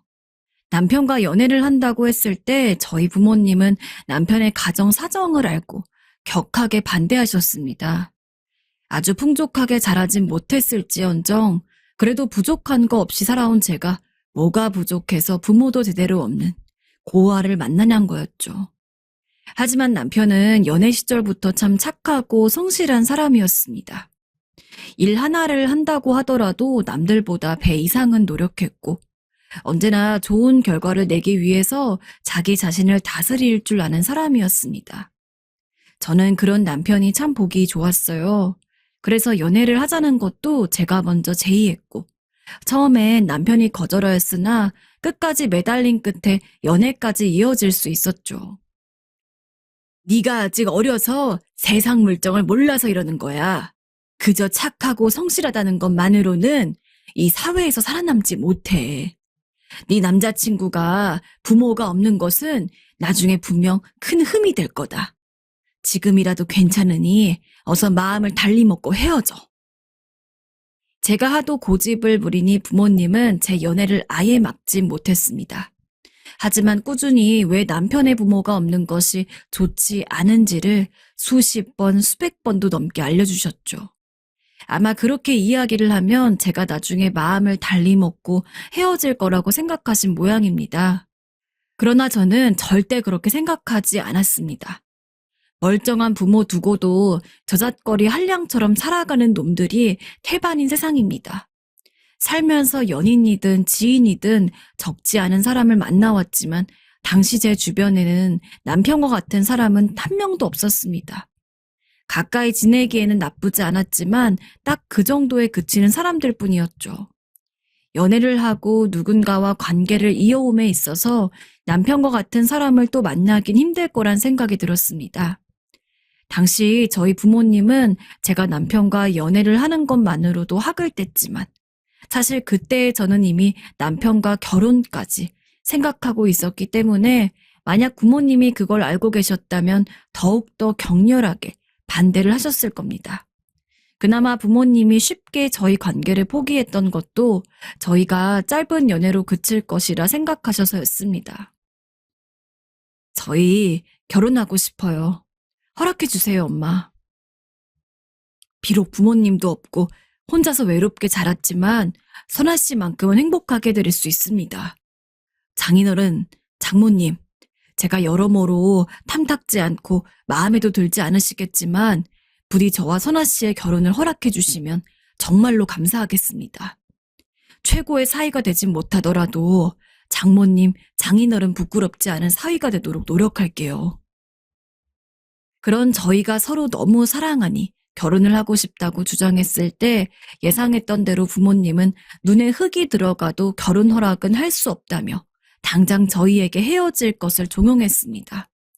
마음에 들진 않더라도 그럭저럭 연애 상대로선 은연중에 인정을 받아오던 남편은 하룻밤 사이에 귀한 딸을 채가려는 세상에서 제일 염치 없는 몹쓸 놈이 되어버렸습니다.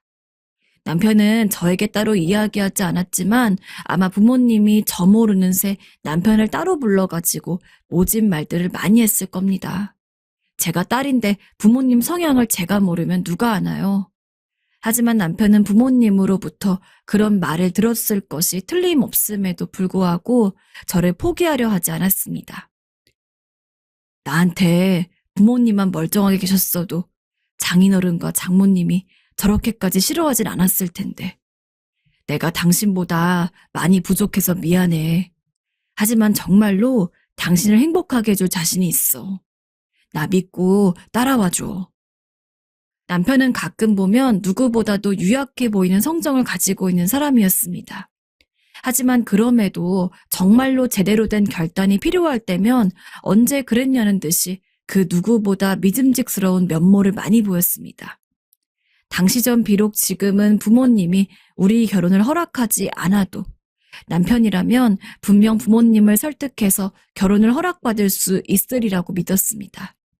제가 그동안 봐온 남편은 아무리 어려운 일이 있다고 하더라도 끝까지 물고 늘어지는 집요함이 있었으니까요. 아니나 다를까 저희 부모님은 결혼을 반대하기 시작한 지 반년 만에 백기를 들었습니다. 비록 남편이 완전히 마음에 들어서 사위로 인정해서 그런 것이 아니라 제가 무조건 결혼을 하겠다고 버팅기는 상황이었고, 그런 와중에 제 남편이 꾸준히 저희 부모님을 찾아가서 일도 도와드리고 무릎도 꿇고 하는 통에 지친 부모님이 포기를 한 것에 가까웠지만 전 그조차도 유의미한 상황이라고 생각했습니다. 어찌 되었건 저희 부모님은 정말 이 사람이 아니다 하고 생각했으면 무슨 짓을 해도 넘어가지 않으실 분들이었거든요. 부모님은 몰랐을 뿐이지 아마 부모님도 내심 어느 한 구석에서는 남편을 인정하고 있었을지도 모릅니다. 아무튼 그렇게 저희는 35살의 나이로 결혼을 하게 되었습니다. 이른 나이는 아니었습니다. 요즘 젊은 사람들이야 35이면 적당히 결혼한다고 생각할 수 있지만 제가 젊었을 시절만 해도 갓 어른이 되었을 때 결혼을 하는 일도 부지기수였으니까요. 하지만 결혼이 늦었다고 해서 저희에게 부족한 것은 없었어요. 오히려 늦게 만난 인연이었기에 더욱더 애틋하고 소중했죠.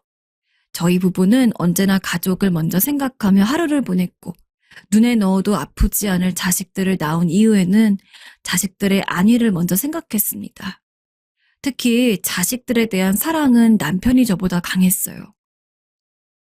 나는 부모님이라는 게 없었잖아. 그래서 솔직히 당신이랑 이렇게 결혼을 해가지고 내 피를 이어받은 자식들이 있다는 게 너무 신기해. 내 자식들만큼은 나와 같은 아픔을 느끼지 않았으면 좋겠어. 여느 부모가 그렇듯 저와 남편은 매일같이 자식들을 훌륭한 어른으로 키우기 위해서 노력했습니다. 하지만 제 자식들이 각 5살, 3살이 되었을 무렵 갑작스러운 비보로 저희는 친정집에 가게 되었습니다. 아버지의 죽음 때문이었죠. 67살이었던 아버지는 나이보다 훨씬 정정하신 분이었기에 돌아가셨다는 소식에 얼마나 놀랐는지 모릅니다. 사인은 심장마비였고 아침에 일어난 어머니가 아버지를 깨우다가 돌아가셨다는 사실을 알게 된 거였습니다. 저 역시 많이 슬펐고 눈물이 났지만 어머니는 저보다도 훨씬 더 심각했습니다. 하루 종일 넋이 나간 듯 계셨거든요. 어머니, 이제 그만 집에 들어가셔야죠. 장례식도 다 끝났어요. 응, 그래야지. 근데 몸에 힘이 하나도 없다. 어머니는 장례식 내에서 조문객들을 제대로 맞이하지 못했습니다. 장례식이 끝나도 어머니의 정신은 돌아올 생각을 하지 않았어요. 어떻게든 집에 모시고 가서 식사도 드시게 하고 주무시는 것도 직접 지켜보았지만 어머니는 아버지를 잃은 충격에서 쉽게 빠져나오지 못했습니다. 제가 생각하기에 어머니는 우울증을 앓게 되신 것 같아요. 그때는 정신병원이라는 곳이 지금처럼 다가가기 좋은 이미지도 아니었고 막말로 정말 미친 사람만 찾는 곳이었기에 어머니를 데려가 볼 생각은 한 번도 안 했지만 어머니의 증상은 딱 우울증 그 자체였습니다. 하루 종일 방에 들어가서는 나오지도 않았고 저나 남편이 말을 걸고 대화를 유도하려고 해도 대꾸조차 제대로 하지 않았습니다. 어떡하지? 이제 우린 곧 집으로 돌아가야 하는데 엄마 혼자 두고 갈 수가 없어. 언제까지고 친정집에 있을 수가 없는 상황이었기에 빨리 돌아가서 저희도 다시 저희 일상을 찾아야 했지만 어머니 상태가 저렇다 보니 저희끼리 가기도 참 그렇더라고요. 남편한텐 이야기조차 하지 못하고 혼자 전전긍긍하며 어떻게든 방법을 생각해봤지만 아무리 봐도 방법은 하나뿐이었습니다. 바로 제가 어머니를 모시고 사는 거였죠. 결심을 내린 즉시 남편에게 바로 이야기를 했습니다. 아무래도 엄마 상태가 너무 좋지 않아서 우리끼리 집에 돌아가기가 힘들 것 같아. 당신한테 너무 미안한 이야기지만 우리 엄마 같이 모시고 살 수 있을까?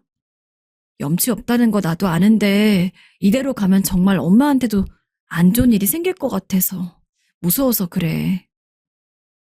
그래, 그러자. 나도 이대로 장모님 놓고 가는 거 마음에 걸려. 우리가 같이 있어드리면 그래도 조금씩 괜찮아지실 거야.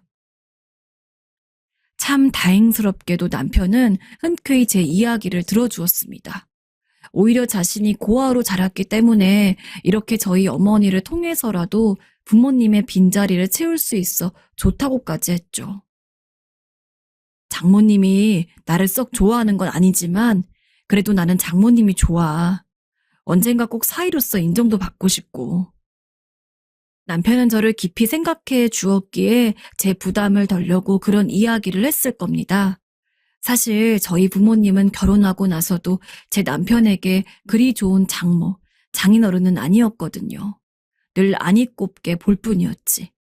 이제 와서 저희 어머니랑 산다고 해서 어머니가 제 남편의 부모님 역할을 해줄 수 있을 리 없었습니다. 다 알고 있었지만 전 그저 알았다는 듯 아무 말 없이 고개를 끄덕이는 것밖에 하지 못했습니다. 게다가 남편이 신경 써야 할 것은 저희 어머니만이 아니었습니다. 제게는 나이 차이가 많이 나는 누뚱이 남동생이 있었는데 막 대학교에 입학했던 동생은 부모님 없이는 혼자 살아가기도 힘든 애였습니다. 아직 직장도 다니고 있지 않았고 자기만의 기반이 없었으니까요. 남편은 제 동생이 대학교를 졸업할 때까지 뒷바라지를 도왔습니다. 어떤 때는 친누나인 저보다도 더 친근하게 동생을 대했습니다. 이거 우리 처남이 좋아하는 거라 사왔어. 같이 먹자. 직장에서 퇴근해서도 항상 제 동생 먼저 생각해주고 그렇게 저희 자식들은 물론 제 어머니의 동생까지 모두가 남편의 보살핌을 받았습니다. 저 역시 아이들을 키우면서 부업을 하고 있긴 했지만 기본적인 생활비 자체를 남편이 모두 대주고 있었기에 남편이 아니었으면 아마 지금껏 이렇게 살기는 힘들었을 거예요. 특히 동생이야 대학교 졸업하고 나서는 자기 살 길을 자기가 알아서 찾았다지만 제 어머니의 경우는 아버지도 안 계신 상황이었기에 누가 돌봐주지 않으면 절대 혼자서 살기 힘든 상황이었습니다. 남편도 분명 많이 힘들었을 거예요.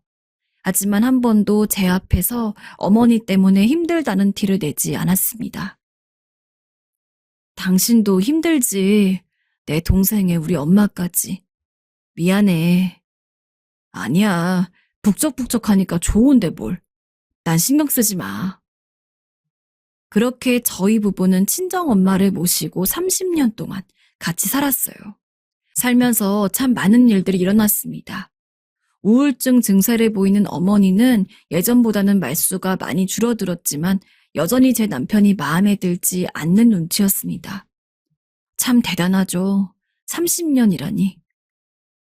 나 이거 먹기 싫다.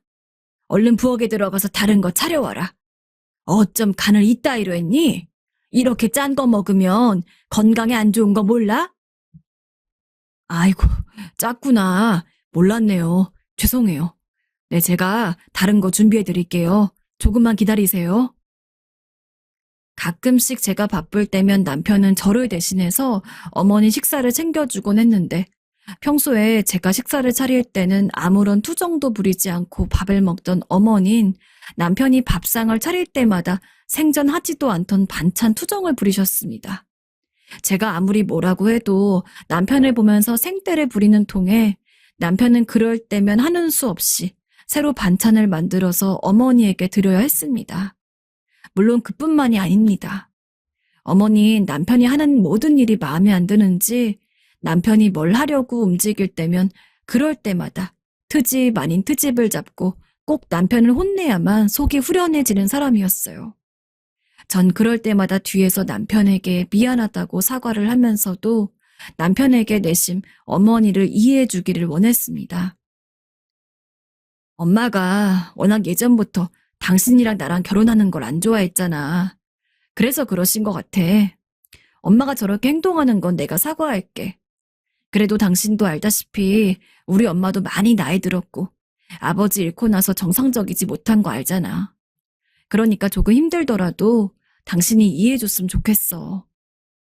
왜 그랬을까요? 그래도 엄마라 그랬을까요? 제 말을 들었던 당신 남편이 어떤 마음을 가지고 있을지 부족했던 저는 제대로 생각조차 해보지 못했습니다. 그저 막연하게 이해심도 깊고 착한 남편이니만큼 제 말을 모두 이해하고 받아들여 줄 거라 생각했습니다. 실제로 그렇게 이야기한 뒤에도 남편은 어머니에게 언제나 저주었고 제가 보기에도 좀 심하다 싶을 정도로 어머니가 막말을 하는데도 불구하고 한 번도 화를 내거나 한 적이 없습니다. 언제부턴가는 남편에게 미안함보다는 당연하단 마음이 먼저 들었습니다. 남편은 지금까지 우리 엄마를 돌봐왔잖아. 그러니까 저렇게까지 헌신하는 것도 당연한 일일 거야. 익숙함에 속아서 소중함을 잃지 말라는 말이 있죠. 하지만 전 남편이 얼마나 소중한 존재인지, 내가 얼마나 남편의 마음 씀씀이를 고마워했고 또 한편으로는 존중했었는지 모두 잊고 있었습니다. 특히나 어머니와 30년 가까이 살면서 최근 10년은 아마 남편으로서 더 힘들었던 시간이었을 겁니다. 안 그래도 우울증 증세로 온갖 히스테리를 남편에게 부리고 있던 어머니는 치매까지 걸려서는 하루에 멀쩡히 있는 시간이 너무도 적었습니다. 치매에 걸린 어머니는 자식인 저조차 알아보지 못했어요. 식사를 차려드리러 가도 옷을 갈아입히러 들어가도 소리를 지르면서 누구냐고 하는 통에 아무리 제 어머니라지만 저 역시 견딜 수가 없는 지경에 이르렀습니다. 여보, 이제 당신이랑 내 힘만으론 엄마를 돌보기 힘들 것 같아. 당신만 괜찮으면 엄마 요양병원에 맡기고 싶은데 어때? 요양병원에 어머니를 맡기는 일은 돈이 많이 들었지만 저도 그렇고 남편도 그렇고 어머니 때문에 힘든 상황에서 전 요양병원만이 최선이라고 생각했습니다. 남편 역시 제 이야기에 아무 말 없이 동의했습니다. 확실히 요양병원에 어머니를 맡기니까 몸도 마음도 훨씬 편하더라고요. 하지만 예상했던 대로 돈이 너무 많이 깨져서 남편은 70 가까이 되는 나이에도 쉴 수가 없었습니다. 저 역시 미싱을 하며 돈을 벌었지만 나이 먹은 여자로서 아무리 돈을 번다고 해도 치매에 걸린 어머니까지 모실 수 있을 정도로 큰 돈을 벌진 못했습니다. 남편이 일을 하지 않았다면 아무리 어머니를 요양병원에 보내고 싶다고 하더라도 절대 그러지 못했겠죠. 남편은 늙어서도 노가다를 뛰었습니다. 공사판엔 힘도 좋고 체력도 좋은 젊은 남자들이 많아서 남편이 자리를 차지하기가 어렵긴 했지만 어떤 때는 인맥으로, 어떤 때는 사정 해가면서 남편은 어떻게든 돈을 벌어왔습니다. 어머니가 요양병원에 있을 때 한 달에 드는 병원비만 200만 원이었습니다. 젊은 사람들도 한 달에 200만 원 벌기가 힘든 상황에서 나이 먹은 저희는 온갖 노력을 하지 않으면 당장 저희 둘이 먹고 살기도 힘들었습니다.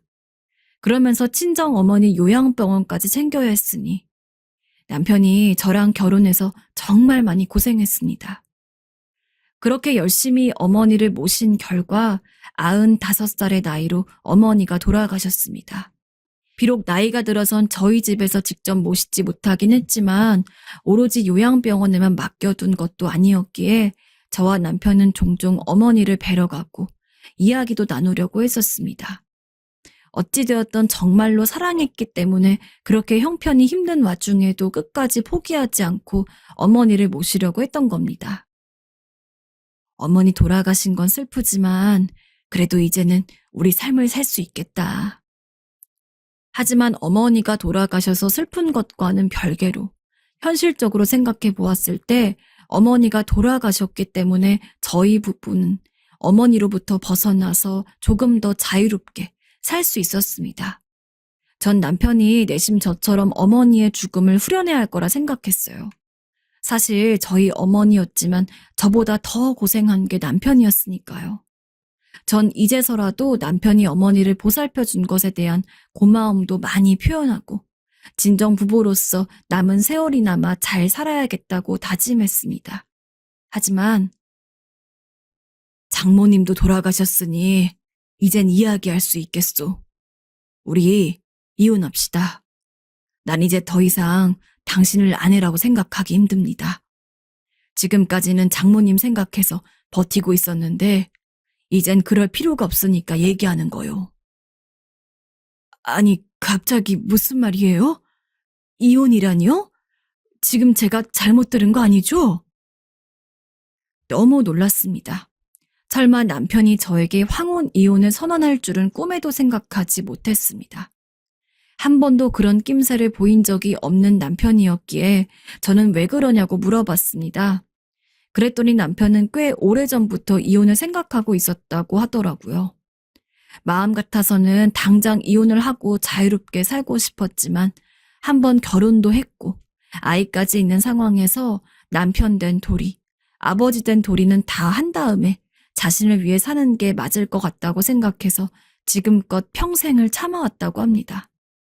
이미 자식들은 다 커서 잘 살고 있으니 아버지 된 도리는 다 했고 남편 된 도리만 마저 하고 있었는데 그 끝이 바로 저희 어머니의 죽음이었던 거죠. 나는 이제 너무 지쳤어요. 당신을 사랑해서 결혼한 건 맞지만 이젠 내가 언제 어떻게 당신을 사랑했는지가 너무 까마득합니다. 나도 이제 많이 늙었고 앞으로 살 날보다 산 날이 더 많지만 얼마 안 되는 시간이 남아 내 인생 좀 살고 싶소. 늙어서 이런 말하기 뭐하지만 자유를 만끽하고 싶어요. 저는 절대로 용납할 수가 없었습니다. 남편이 그렇게 생각을 하고 있을 줄은 몰랐기에 충격도 받았고 한편으로는 그런 남편의 얘기가 이해되면서도 한편으로는 남편이 너무 미웠습니다.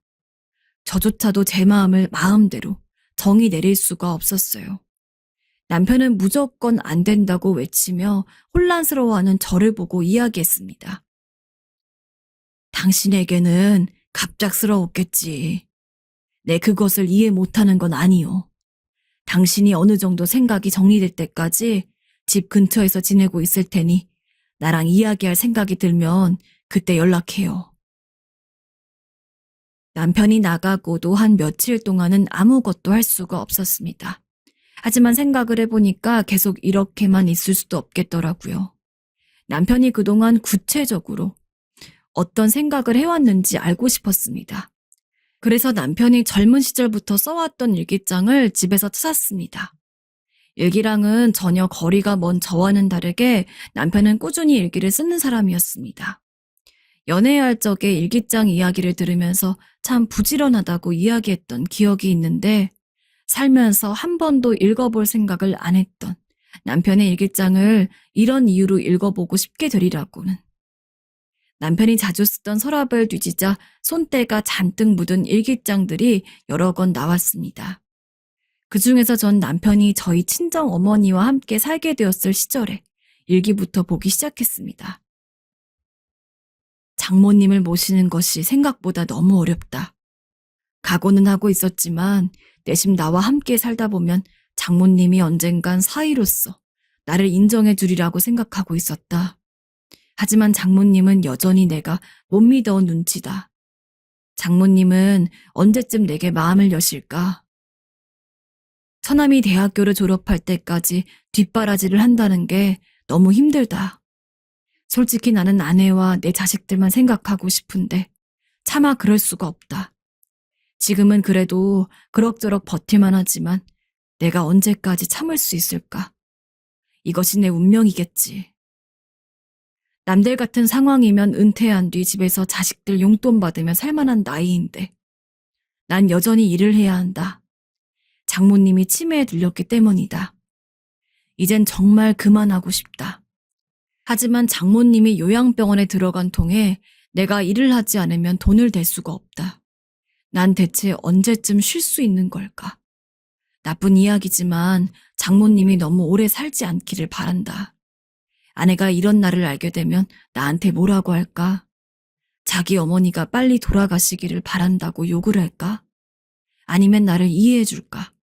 어느 쪽이든 상관없다. 난 이 결혼 생활에 지쳤으며 아내에게도 정이 없다. 싫어하진 않지만 그렇다고 사랑하지도 않는다. 장모님이 돌아가신다면 난 아내를 벗어나서 혼자 살겠지. 그때야말로 내가 진정으로 원하던 자유를 맛볼 수 있으리. 몇 시간 동안 남편의 일기장을 읽었습니다. 그 안엔 제가 한 번도 보지 못한 남편의 모습이 담겨 있었습니다. 남편은 언제고 웃는 얼굴이었던 사람입니다. 힘든 상황을 토로할 때도 저한테 단 한 번 짜증을 내거나 화를 낸 적도 없었습니다. 저는 그 모습이 정말 괜찮아서 그런 거라고 생각했습니다. 그러나 남편은 웃는 얼굴 뒤로 병든 가슴을 숨기고 있었던 거죠. 남편의 배려와 인내를 당연한 것이라 생각해왔던 제가 너무나 부끄러웠습니다. 제가 몇 번을 다시 태어났다고 하더라도 남편과 같은 사람을 또 만나기 힘들겠죠. 제 인생의 가장 큰 복이었던 사람입니다. 일기장을 읽고 전 그제서 비로소 남편과 제대로 이야기해볼 마음을 먹었습니다. 남편에게 연락을 하고 부르니 남편이 집으로 왔죠. 그때서야 전 남편의 모습을 꼼꼼히 살펴보게 되었어요. 잔뜩 주름진 얼굴, 오랜 기간 노가다를 해오는 통에 상처가 가득한 살갗. 제가 아니었으면 남편은 분명 더 좋은 여자를 만나서 지금보다 더 많은 대접을 받았을 겁니다. 전 저를 포함해서 저희 집이 남편의 인생을 망쳤단 사실을 쉽게 인정할 수 있었습니다. 참 미련하죠. 왜 이제야 알았을까요? 제가 조금이나마 빨리 이 사실을 깨닫고 다르게 행동했다면 전 아마 남편과 한평생 부부로서 잘 지낼 수 있었을 겁니다. 그러나 이미 때는 늦었고 전 결단을 내려야 했습니다. 이 나이 먹고 괜히 이혼이니 뭐니 번거롭게 하지 않아도 돼요. 내가 이 집을 떠날게요. 다시는 당신 앞에 돌아올 일 없을 거예요. 우리 어머니 돌봐줘서 고마웠고 내 남편 노릇하느라 수고 많았어요. 내가 남기고 가는 건 그동안 함께 해준 것에 대한 보답이라고 생각해요. 전 남편에게 모든 재산을 넘겨주었습니다. 한 푼도 받고 싶지 않았습니다. 그저 평생을 우리 가족을 위해 헌신한 남편에게 이렇게라도 고마움의 표시를 하고 싶었어요. 부부로서 짊어져야 할 짐을 오로지 홀로 지게 한 죄, 익숙한 거에 속아 남편의 속마음을 알아차리지 못한 죄. 저의 죄를 합치면 이 정도도 턱없이 부족했을 겁니다. 하지만 남편은 그런 것까진 바라지 않았던 모양인지 저를 설득하려고 했지만 남편이 저를 붙잡기 전 저는 집을 나왔어요. 그리고 모든 연락을 끊고 아는 지인이 운영하는 기도원으로 들어가서 봉사를 하며 살고 있습니다. 애초에 재산이란 것에 그리 큰 미련이 없어서 괜찮아요. 남편이 그동안 그리 고생을 했으니 그 정도 재산은 당연히 받을만 하기도 하고요. 벌써 집을 떠나온 지 2년가량 되었지만 여전히 가끔씩은 남편 생각이 납니다. 좋은 사람이니 분명 잘 지내고 있겠죠? 혹시 남편이 이 사연을 듣게 된다면 꼭 전하고 싶습니다. 그동안 너무 고맙고 미안하다고요. 그리고 사랑한다고요. 인간관계는 어린아이들이라고 해도 저마다의 사정이 있는 것 같지만 역시 나이를 먹으면 먹을수록 점점 어려운 것 같아요. 감정 표현도 어렵고 어른이 서로 간에 나이가 먹었으니 어느 정도 알 거라고 생각해서 서로 소통하지 않는 것도 있으니까요. 하지만 그럼에도 불구하고 사람은 계속해서 표현을 하고 주고받으면서 살아야 되는 존재인 것 같아요.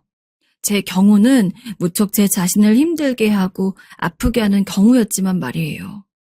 저는 20대 중반의 나이가 되었을 무렵 친구의 소개로 남자를 만났고 결혼을 하게 되었어요. 제가 결혼을 하던 때에는 그게 결코 이른 나이가 아니었고 평범한 시기였지만 저희 집에서는 사실 시집 보낼 준비가 되어 있진 않았어요. 나름 직장을 다니면서 혼수용으로 적금을 들긴 했지만 생각보다 남자 쪽에서 결혼을 빨리 진행시키는 바람에 크게 돈을 모으지 못했거든요. 그런데 당시 저희가 살고 있던 아파트가 서울 내에서도 꽤 좋은 입지에 속하는 곳이었고 그런 상황들에 대해서 예비시댁에선 좋게 보고 있었던 모양이에요. 나름 괜찮은 인지도가 있는 곳에 시어머니가 신혼집을 얻어주셨고 저는 일단 제가 갖고 있는 상태에서 부모님께 조금 도움을 받아서 혼수를 마련하게 되었습니다. 그런데 새 신혼집은 그렇게 크지 않은 아파트이긴 했지만 제가 해놓은 혼수들이 어머니 입장에서는 썩 마음에 들지 않으셨던 것 같아요. 나름 가구들이랑 가전도 제가 할 수 있는 선에서 최선을 다했고 만난 지 8개월이 조금 넘은 사람과 빠르게 결혼을 결정하다 보니 여러모로 무리를 했거든요. 그런데 매번 시어머니가 집을 드나드시면서 저를 보통 면박 주시는 게 아닌 거예요. 갈수록 뭔가 말에 가시가 있는 것처럼 느껴지고 제가 뭔가 눈치껏 알아서 해주길 바라는 듯한 낌새가 느껴졌어요. 처음엔 제가 예민한 줄 알았지만 시간이 지날수록 그건 결국 확신으로 다가오더라고요. 그날은 제가 야근을 하고 직장에서 집으로 돌아왔던 날인데 남편도 늦어서 집에 없음에도 불구하고 어머니는 현관에서 기다리고 계시더라고요. 너무 당황스러워서 얼른 들어가시자고 했는데 어머니는 묘하게 저에게 짜증을 내시는 거예요. 얘, 너는 늦으면 늦는다고 말을 해야 될 거 아니야. 그리고 결혼한 여자가 뭘 그렇게 늦게까지 다니니? 네? 제가 야근이라서요. 아무리 야근이다 어쩐다 해도 그렇지. 내 아들 밥은 언제 먹이려고. 이 말에서 그렇게 험하게 느껴지는 말은 없었지만 잘 들어보면 본인 아들을 잘 챙기지 못하는 것에 대한 불만이 있으신 것 같았어요. 전 정말 몸이 부서지듯 일을 하고 집에 돌아와서 반찬을 만들고 똑같이 일을 했음에도 밥이며 청소며 설거지며 빨래며 제가 혼자 다 하고 있었는데 말이에요. 그런데 어머니는 이후로 자주 드나들면서 제가 편해지신 건지 자꾸 저희 집 친정사정을 꼬치꼬치 캐물으시는데 갈수록 기분이 좀 나빴어요. 아버님은 그런 아파트 사시면서 부동산 재미 좀 보셨겠네. 얼마 안 있으시면 정년이실 텐데. 그래도 좋은 집 있으니 무슨 걱정이 있으시겠어. 이런 말들을 자꾸 하시면서 아파트 시세나 다른 부동산 갖고 계신 거 없냐고 자꾸 물으시더라고요. 그래서 일단은 저도 잘 모르겠다고 했고 실제로 아빠가 어느 정도 자산을 갖고 계신지 알 길이 없으니 그렇게 말을 했어요. 그런데 어머니는 제가 나름 숨긴다고 생각하신 건지 자꾸 아주 가늘고 얕게 그 틈새를 들어오려고 애쓰시면서 떠보시는 게 느껴지더라고요. 그래도 말이 쉽지. 아무나 그만한 아파트 얻어서 못 살잖아. 여기저기 투자 더 하고 계신 거 아니야? 내가 볼 땐 사돈이 미진이를 엄청 검소하게 키우신 것 같아. 그 정도 부자인데도 딸 결혼할 때 알아서 혼수 준비해가게 하고 말이야. 이쯤 되니 어머니가 뭔가 잘못 알고 계시는 것 같아서 저도 바로 잡아야겠더라고요.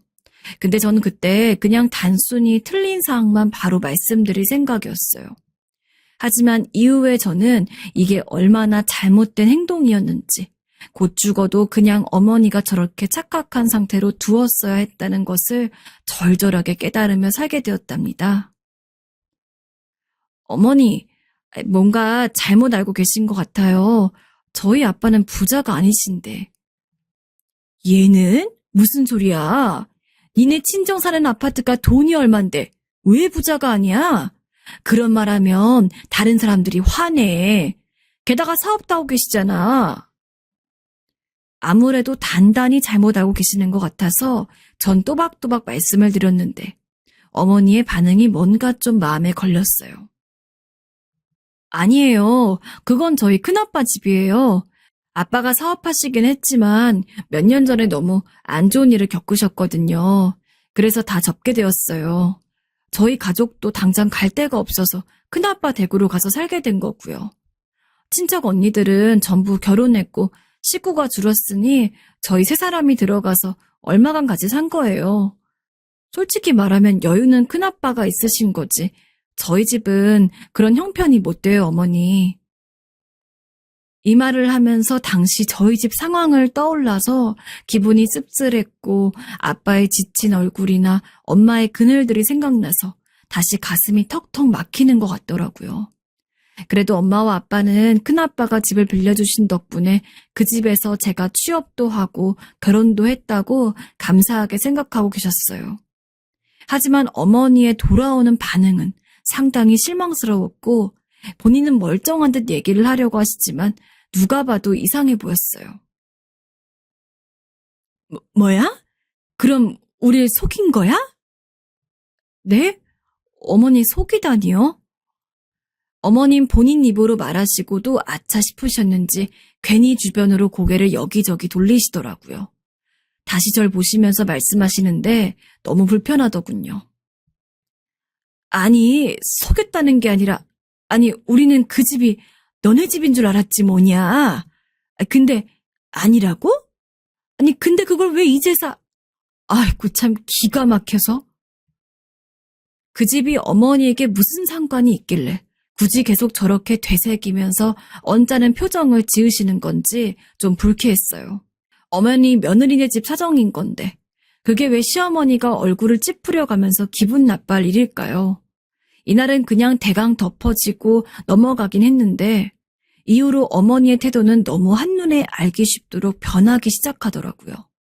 이전에도 약간 쎄하게 느껴졌던 말투들이 있었는데 이젠 아예 가리지 않고 그냥 툭툭 말을 거칠게 하셨어요. 정말 사람 기분 나쁠 말들만 쏙쏙 골라서요. 예, 너는 직장에서 월급 얼마나 준다고 그렇게 혼을 쏙 빼놓듯 일에만 매달리는 거니? 돈을 아예 확 더 많이 벌든지 지금처럼 어중간하면 때려치우고 집에서 남편 챙기고 애나 키울 생각이나 해라. 듣다 보니 저도 조금씩 화가 나더라고요.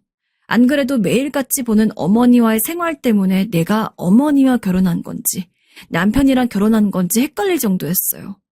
그런데다가 좋은 말이 오가는 것도 아니고 매번 저를 볼 때마다 저렇게 잔소리를 해대시고 화장실이며 여기저기 제 정리가 미흡한 부분들을 들춰내면서 계속 트집을 잡으시더군요. 저기 어머니, 아직 저희 애기는 2년 정도 더 있다 갖기로 했어요. 집 대출도 갚고 저도 일할 수 있을 때까진 일할 생각이에요. 제가 영준 씨보단 못 벌지만 그래도 큰 차이는 없는데 말씀이 너무 심하시네요. 그러자 어머니는 이제 아예 대놓고 저한테 막말들을 퍼부어 대시는데 이날 하시는 말씀들은 정말 하나같이 다 실망스러웠어요. 뭐야? 이게 진짜 어따 대고 꼬박꼬박 말대꾸야. 없이 시집 왔으면 그만한 몫을 할 생각을 해야지. 허세만 잔뜩 들어가지고 있는 집 행사를 해놓고선. 넌 시치심도 없냐? 쥐꼬리만한 돈이랍시고 주워들고 오는 주제에 어디서 우리 영준이랑 비교를 해? 걔가 너 같은 애들이랑 어디 비교할 급이야? 쥐꼬리만한 돈이라니요. 이 돈 제가 열심히 일해서 버는 돈이고 영준 씨와 큰 차이도 없어요. 어머닌 제가 그대로 받아치면 진짜 꿀밤이라도 쥐어박을 기세로 억세게 성을 내시는데 이날 솔직히 기가 막혀서 저도 다다다 쏘아붙였지만 이후로부터는 제가 같이 나섰다간 정말 큰 싸움이 나겠더라고요. 참고 또 참다가 어쩔 수 없이 남편에게 이런 얘기를 했는데 본인도 많이 놀라고 당황스러워하는 것 같았어요. 우리 엄마가 그런 말을 했다고? 아니, 왜 그러셨대? 일단 내가 잘 말해볼게. 기분 상했겠다. 미안해. 일단 어머니께 말씀을 드려서 자기가 중재를 해보겠다는데 저도 너무 순진한 새댁이었던 것 같아요. 아들이 본인 엄마한테 우리 부인 힘들게 하지 말라고 몇 마디 건네면 그 말을 들은 시어머니가 용케 알았다며 자제해 줄 거라고 생각했던 거죠. 오히려 남편이 말하고서 현실은 더 날카로워졌고 안 그래도 저한테 함부로 대하셨던 어머니의 태도는 정말 고삐가 풀려버린 듯 엉망진창으로 굴어대시더라고요. 남편이 본인 엄마에게 좀 자제해 주십사 전화를 드렸던 날, 그날 저녁 곧장 집으로 뛰어들어 문을 열라고 연신 걷어차시던 어머니. 심지어 제 옆에 남편이 있는데도 불구하고 저에게 어마어마하게 고성을 지르며 분노를 어쩔 줄 몰라 하셨어요. 누가 보면 마치 며느리에게 거액 결혼 사기라도 당한 약. 그 자리에서 제 뺨을 때리거나 물리적인 행위를 가하지 않은 것만으로도 다행일 정도로 그렇게 발을 동동 구르고 잡아먹으실 기세더라고요. 아니, 어디서 지는 뒤로 숨고 남편을 앞에 세워서 나한테 훈계하려 드는 거야? 너 가정교육을 그렇게밖에 못 받았니? 어디 무식한 티를 내고 앉아있어? 아니, 어머니, 대체 왜 이렇게 저한테 화를 내시는 거예요? 제가 뭘 그렇게 잘못했다고요? 10여 분이 넘어가는 고성에 너무 어이가 없어 겨우 한마디를 건넨 저를 상대로 어머닌 삿대질을 하며 망언을 해버리고 마셨어요. 그 말을 들은 이상 저의 결혼 생활은 결국 이날을 이유로 더 이어가기 힘들겠다는 생각이 들었습니다. 내가 화가 안 나게 생겼어? 네가 우리 영준이랑 나를 속이고 가당치도 않은 이런 집에 들어와서 살고 있는 거잖아.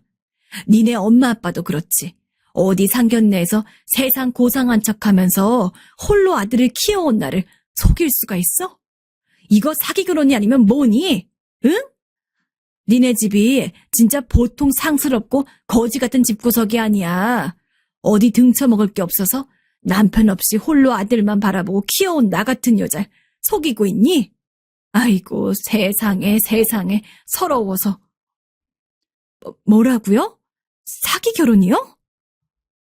어머니 입에서 나오는 말은 제 머릿속으로 들어오긴 했지만 조금도 제 마음과 융합되지가 않았어요.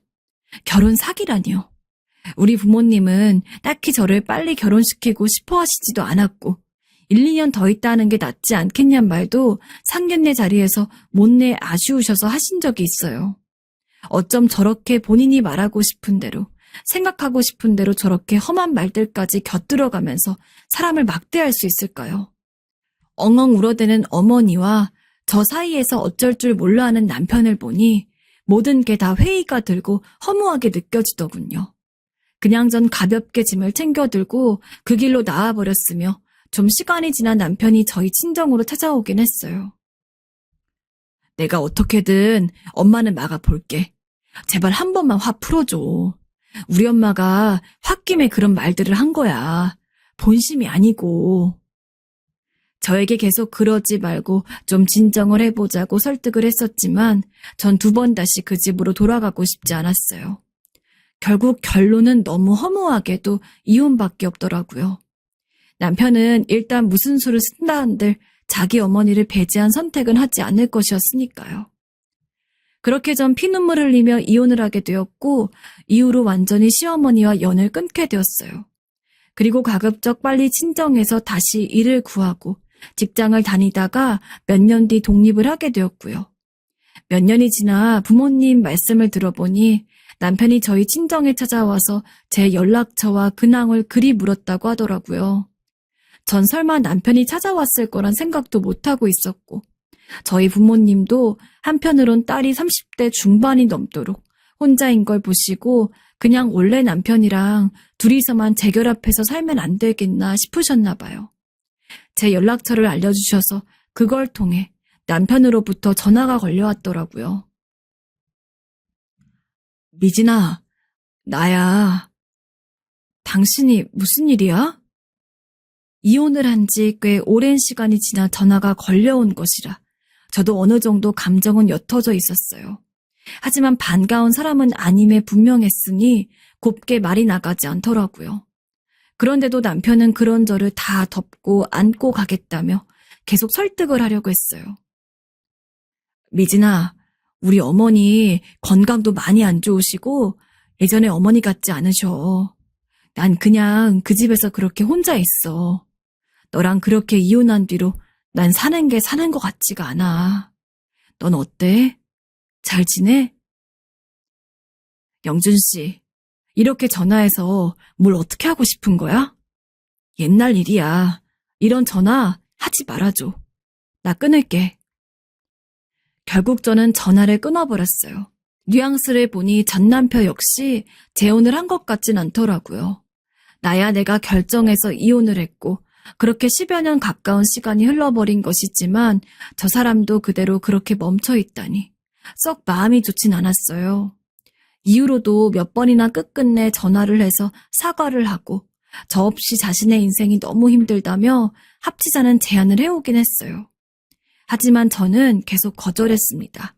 솔직히 정말 끈질기다고 느껴질 정도로 두세 달 정도 전 남편의 구애가 있었지만 끊어내고 전 제 갈 길을 갔어요. 중간에 재혼을 생각해 본 적도 몇 번 있었지만 나이가 40이 넘어가고 50이 되고 하다 보니 그것도 꿈 같은 소리더군요. 하지만 지금 와서 들어보니까 제 인생이 그렇게 속빈강정 같단 생각은 안 들어요. 남편과 자식 없이 오로지 나 하나 1인 가정으로 있다는 것에 대해 아무래도 결핍감이 있지만 나름의 경험도 하고 재산도 구비해 두었으니까요. 여기서 남들이 다 누리는 가정까지 욕심내면 내가 누릴 만한 행복 이외의 것을 바라는 것 같아서 얼른 스스로 단도리를 하게 되더라고요. 그러던 어느 날 좀 충격적인 이야기를 친구에게 듣게 되어서 한 며칠간은 살짝 넋이 나가 있었던 것 같습니다. 저와 전 남편을 소개해 주었고 이혼 과정도 다 알고 있고 이후로도 저와 드문드문 만나 밥도 먹고 연락해오던 친구가 전해준 소식 때문이에요. 나는 영준 씨랑 건너 아는 사이여서 잘 모르고 있었는데 미진이 너도 모르고 있는 거지. 내가 지금 처음 말하는 거지? 대체 무슨 말을 하려고 그렇게 엉뚱한 소리를 하는 거야? 뭐 재혼이라도 했대? 오랜만에 듣는 전 남편 이름이고 친구와 제 사이에서 그 얘기는 암묵적으로 금지였는데 새삼 이야기를 꺼내니 좀 언짢더군요. 그런데 다소 황당하고 놀라운 말을 전하더라고요. 저기 영준 씨 5년 전쯤에 암으로 먼저 갔다지 뭐야. 나도 듣고 너무 놀랐어. 그럼 40 중반쯤에 간 거잖아. 이혼하고 내내 스트레스도 많고 술도 손대다가 늦게 재혼을 했나 봐. 그때 아이를 얻었는데 얼마 못 살고 저렇게 갔다더라고.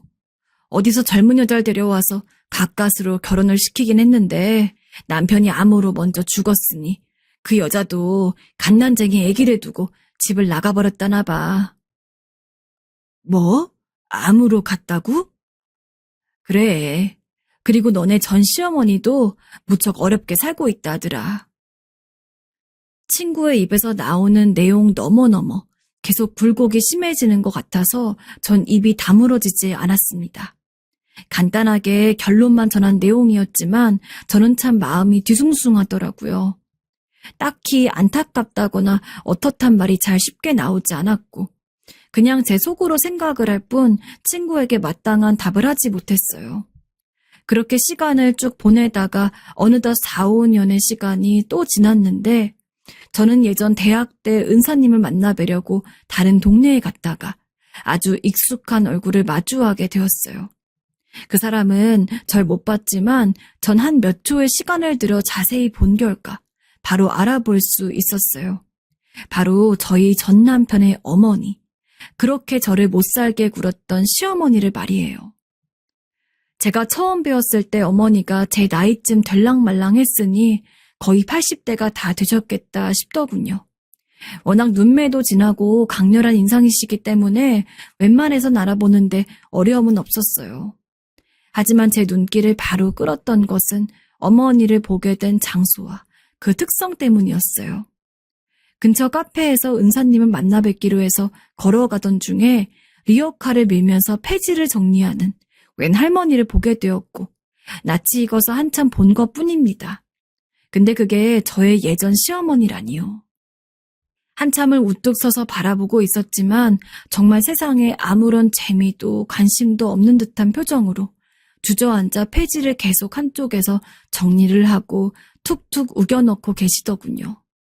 솔직히 반 정도의 확신을 갖고 계속해서 쳐다보았는데 옆에 지나가는 다른 할머니와 말을 하는 걸 보자 결국 100%의 확신으로 바뀌었어요. 말투와 목소리하며 영락없는 저희 시어머니가 맞더군요. 사실 이날의 모임은 제가 주도한 거라 늦으면 안 되는데 전 발이 땅에 묶여있는 것 마냥 계속 힘없으면서도 약간은 날카로워 보이는 어머니의 움직임을 계속 보고 있게 되었어요. 아무래도 어머니 옆에는 아주 낡고 오래되어 보이는 장난감 자동차에 앉아 허름한 옷을 입고 놀고 있는 웬 여자아이가 보여서 그랬던 것 같기도 해요.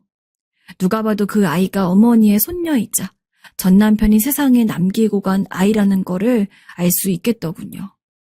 그 땡볕에 더운 와중에 냄새나고 지저분해 보이는 골목 안쪽에서 4-5살 되어 보이는 아이를 앉혀놓고 지친 얼굴로 폐지를 정리하고 있었습니다. 그 모습을 지켜보며 한창 머릿속에서 정황이 정리되어 가던 중 같이 은사님을 만나 뵙기로 한 친구로부터 전화가 올려오기에 결국 저는 발을 떼게 되었습니다. 하지만 그날 무사히 만남을 다 마치고 집에 왔지만 아무리 생각해도 이날 낯선 동네에서 봤던 그 광경을 잊을 수가 없었어요. 저희 은사님이 살고 계시는 동네인데 몇 번 가본 적은 없지만 그래도 길눈이 익어서 혼자서 찾아가기 쉬운 곳이었는데요. 거기서 그렇게 원수 같고 2번 다시 꿈에서도 마주하고 싶지도 않았던 나와 이전 시어머니를 그곳에서 만나게 되었으니까요. 어쩌면 운명과도 같은 일이었지요. 참 이상하고 복잡한 마음이 부릴 듯 일더군요.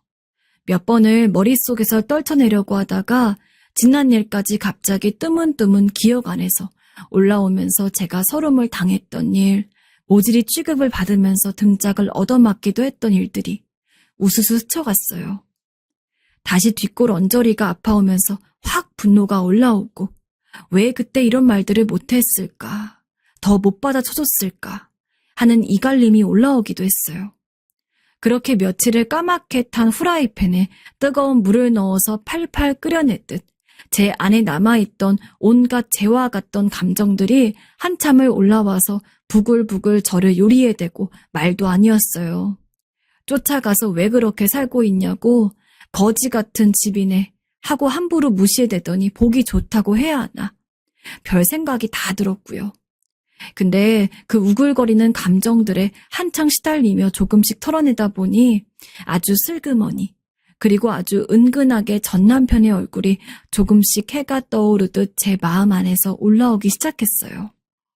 나에게 그렇게 열렬하게 구애를 하고 결혼을 하자고 했던 남편. 자기 어머니가 나에게 소리를 질러대는 모습에 스스로도 기가 눌려 어쩌지 못하고 울 것 같은 얼굴로 나를 뒤따라 나왔던 남편. 그러면서도 내가 이혼하자고 했을 때 한참을 고개를 숙이고 답을 못했고 이혼한 이후에도 몇 번이나 울며 애원했던 그 사람이 떠오르더군요.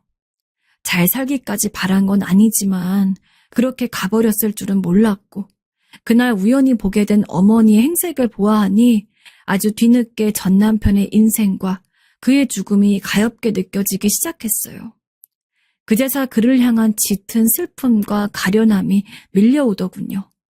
이런 감정의 소용돌이 속에서 1달 가까이 괴로워하다가 이윽고 저는 힘든 결정을 하고 다시 며칠 고민을 한 뒤 스스로 확신을 얻고 움직이게 되었어요. 다시 은사님 동네로 가서 그 폐지 골목을 찾아가게 되었는데 여지없이 어머니는 그 자리에 계시더군요. 그리고 그날도 똑같이 어린 손녀는 안쪽에 있는 작은 구석 쪽에 낡은 요를 깔고 잠을 재우고 있더라고요. 제가 어렵사리 말을 걸자 어머닌 제가 누군지 전혀 알아보지 못하고 퉁명스럽게 대꾸를 하셨어요. 누구신데 그러세요? 저 예전에 어머니 며느리예요. 미진이요. 어머니께 제 신분을 밝히기까지 그 몇 초간 술렁이는 마음을 다시 진정시키고 겨우 제가 누군지 밝히게 되었어요. 어머니는 다 처진 눈꺼풀을 겨우 들어올려 저를 보시더니 한참 동안 제 얼굴을 샅샅이 훑으며 눈을 떼지 못하시더군요. 몇 가지 얘기들을 곁들이니 그제서 확인이 된 것 같았어요. 그리고 전 그 틈새를 더 늘리지 않고 바로 말을 이었어요. 어머니, 이거 받으세요. 어머닌 대답을 하지 않은 채 말없이 제가 내민 봉투 쪽으로 시선을 두시더군요. 어머니, 영준 씨 생각하시고 편히 받으세요. 여전히 입에 말을 올리지 못한 상태로 어머닌 아들 이름을 듣자 아주 살짝 움찔하시면서 그 봉투를 천천히 받으셨어요. 그 봉투 안에는 제가 딱히 어디에 쓸지 고민인 상태로 몇 년간 예금해 두었던 1억이 들어있었습니다. 그 금액을 말씀드리니 뭔가 더 주춤하시면서 저를 노려보듯 쳐다보시더군요. 일단 저는 그냥 받으시란 말 정도만 할 수 있었고 그 외에 더 살을 붙여서 할 얘기가 떠오르지 않더라고요. 하지만 뭔가 마음은 가라앉고 얼마간 울렁이고 불편했던 속이 안정되어 가는 게 느껴졌어요. 어머님 봉투를 받지도 안 받지도 않은 애매한 손으로 힘겹게 입을 떼시더군요. 내가 벌 받을 인간입니다. 나 때문에 우리 아들이 죄를 받았어. 미안해요. 어머니와 저 사이 30년이란 세월이 훌쩍 지나가 버렸고 저도 누가 봐도 중년인데다 그 안에 너무나 많은 일이 있었으니 그렇게 말을 할 수밖에 없었던 것 같아요. 그런데 그 말투는 너무나 서글펐고 더 이상 이 사람을 미워할 수가 없겠다는 생각이 들었습니다. 우리 아들 미안해요. 내가 죄를 받았어야 했는데. 흐느끼는 어머니 위로 땡볕은 여전히 내리쬐고 있고 그 모습을 이루 말할 수 없는 감정으로 보고 있는 제 등에도 땀이 훌쩍 젖어올 정도로 정말 사나운 폭염이었어요. 그러면서 저 역시 편치 않은 감정이 몰려오다 보니 더 이상 그 자리에 있기가 힘들더군요. 어머니의 거칠어진 다른 한 손을 들어 그 봉투를 완연히 잡아보시게 해드린 후 그대로 저는 빠르게 택시를 타고 집으로 돌아왔습니다. 이런 사실에 대해선 전 여지껏 아주 친한 친구들에게도 저희 부모님과 그 누구에게도 입을 열지 못했어요. 다들 어떻게 생각할지, 뭐라고들 할지, 그리고 전 거기다가 어떻게 대답을 해야 될지 모르겠더군요. 그래서 이렇게 생판 남인 다른 분들께 이런 내용들을 전하면서 그저 제 마음을 완전히 털어버리듯 올리게 된 겁니다. 1억이 결코 저에게 쉬운 돈은 아니며 여유가 팡팡 넘치는 골드미스라서 선심쓰듯 드린 것도 아닙니다. 그저 제 마음속에 어떤 스위치가 움직였고 그렇게 해야 될 것 같아서 어렵사리 결심하게 된 겁니다. 그리고 그게 맞았던 것인지 지출은 거대했을지언정 제 마음은 무겁거나 후회도 없고 말이에요. 이제 2번 다신 그곳에 찾아가지 않을 거예요. 그리고 이제 다시 제가 살아오던 인생을 이어가며 열심히 살아가고 싶습니다. 이렇게 털어놓고 나니 왠지 모를 후련함이 있네요. 저의 대나무 숲이 되어주셔서 감사합니다.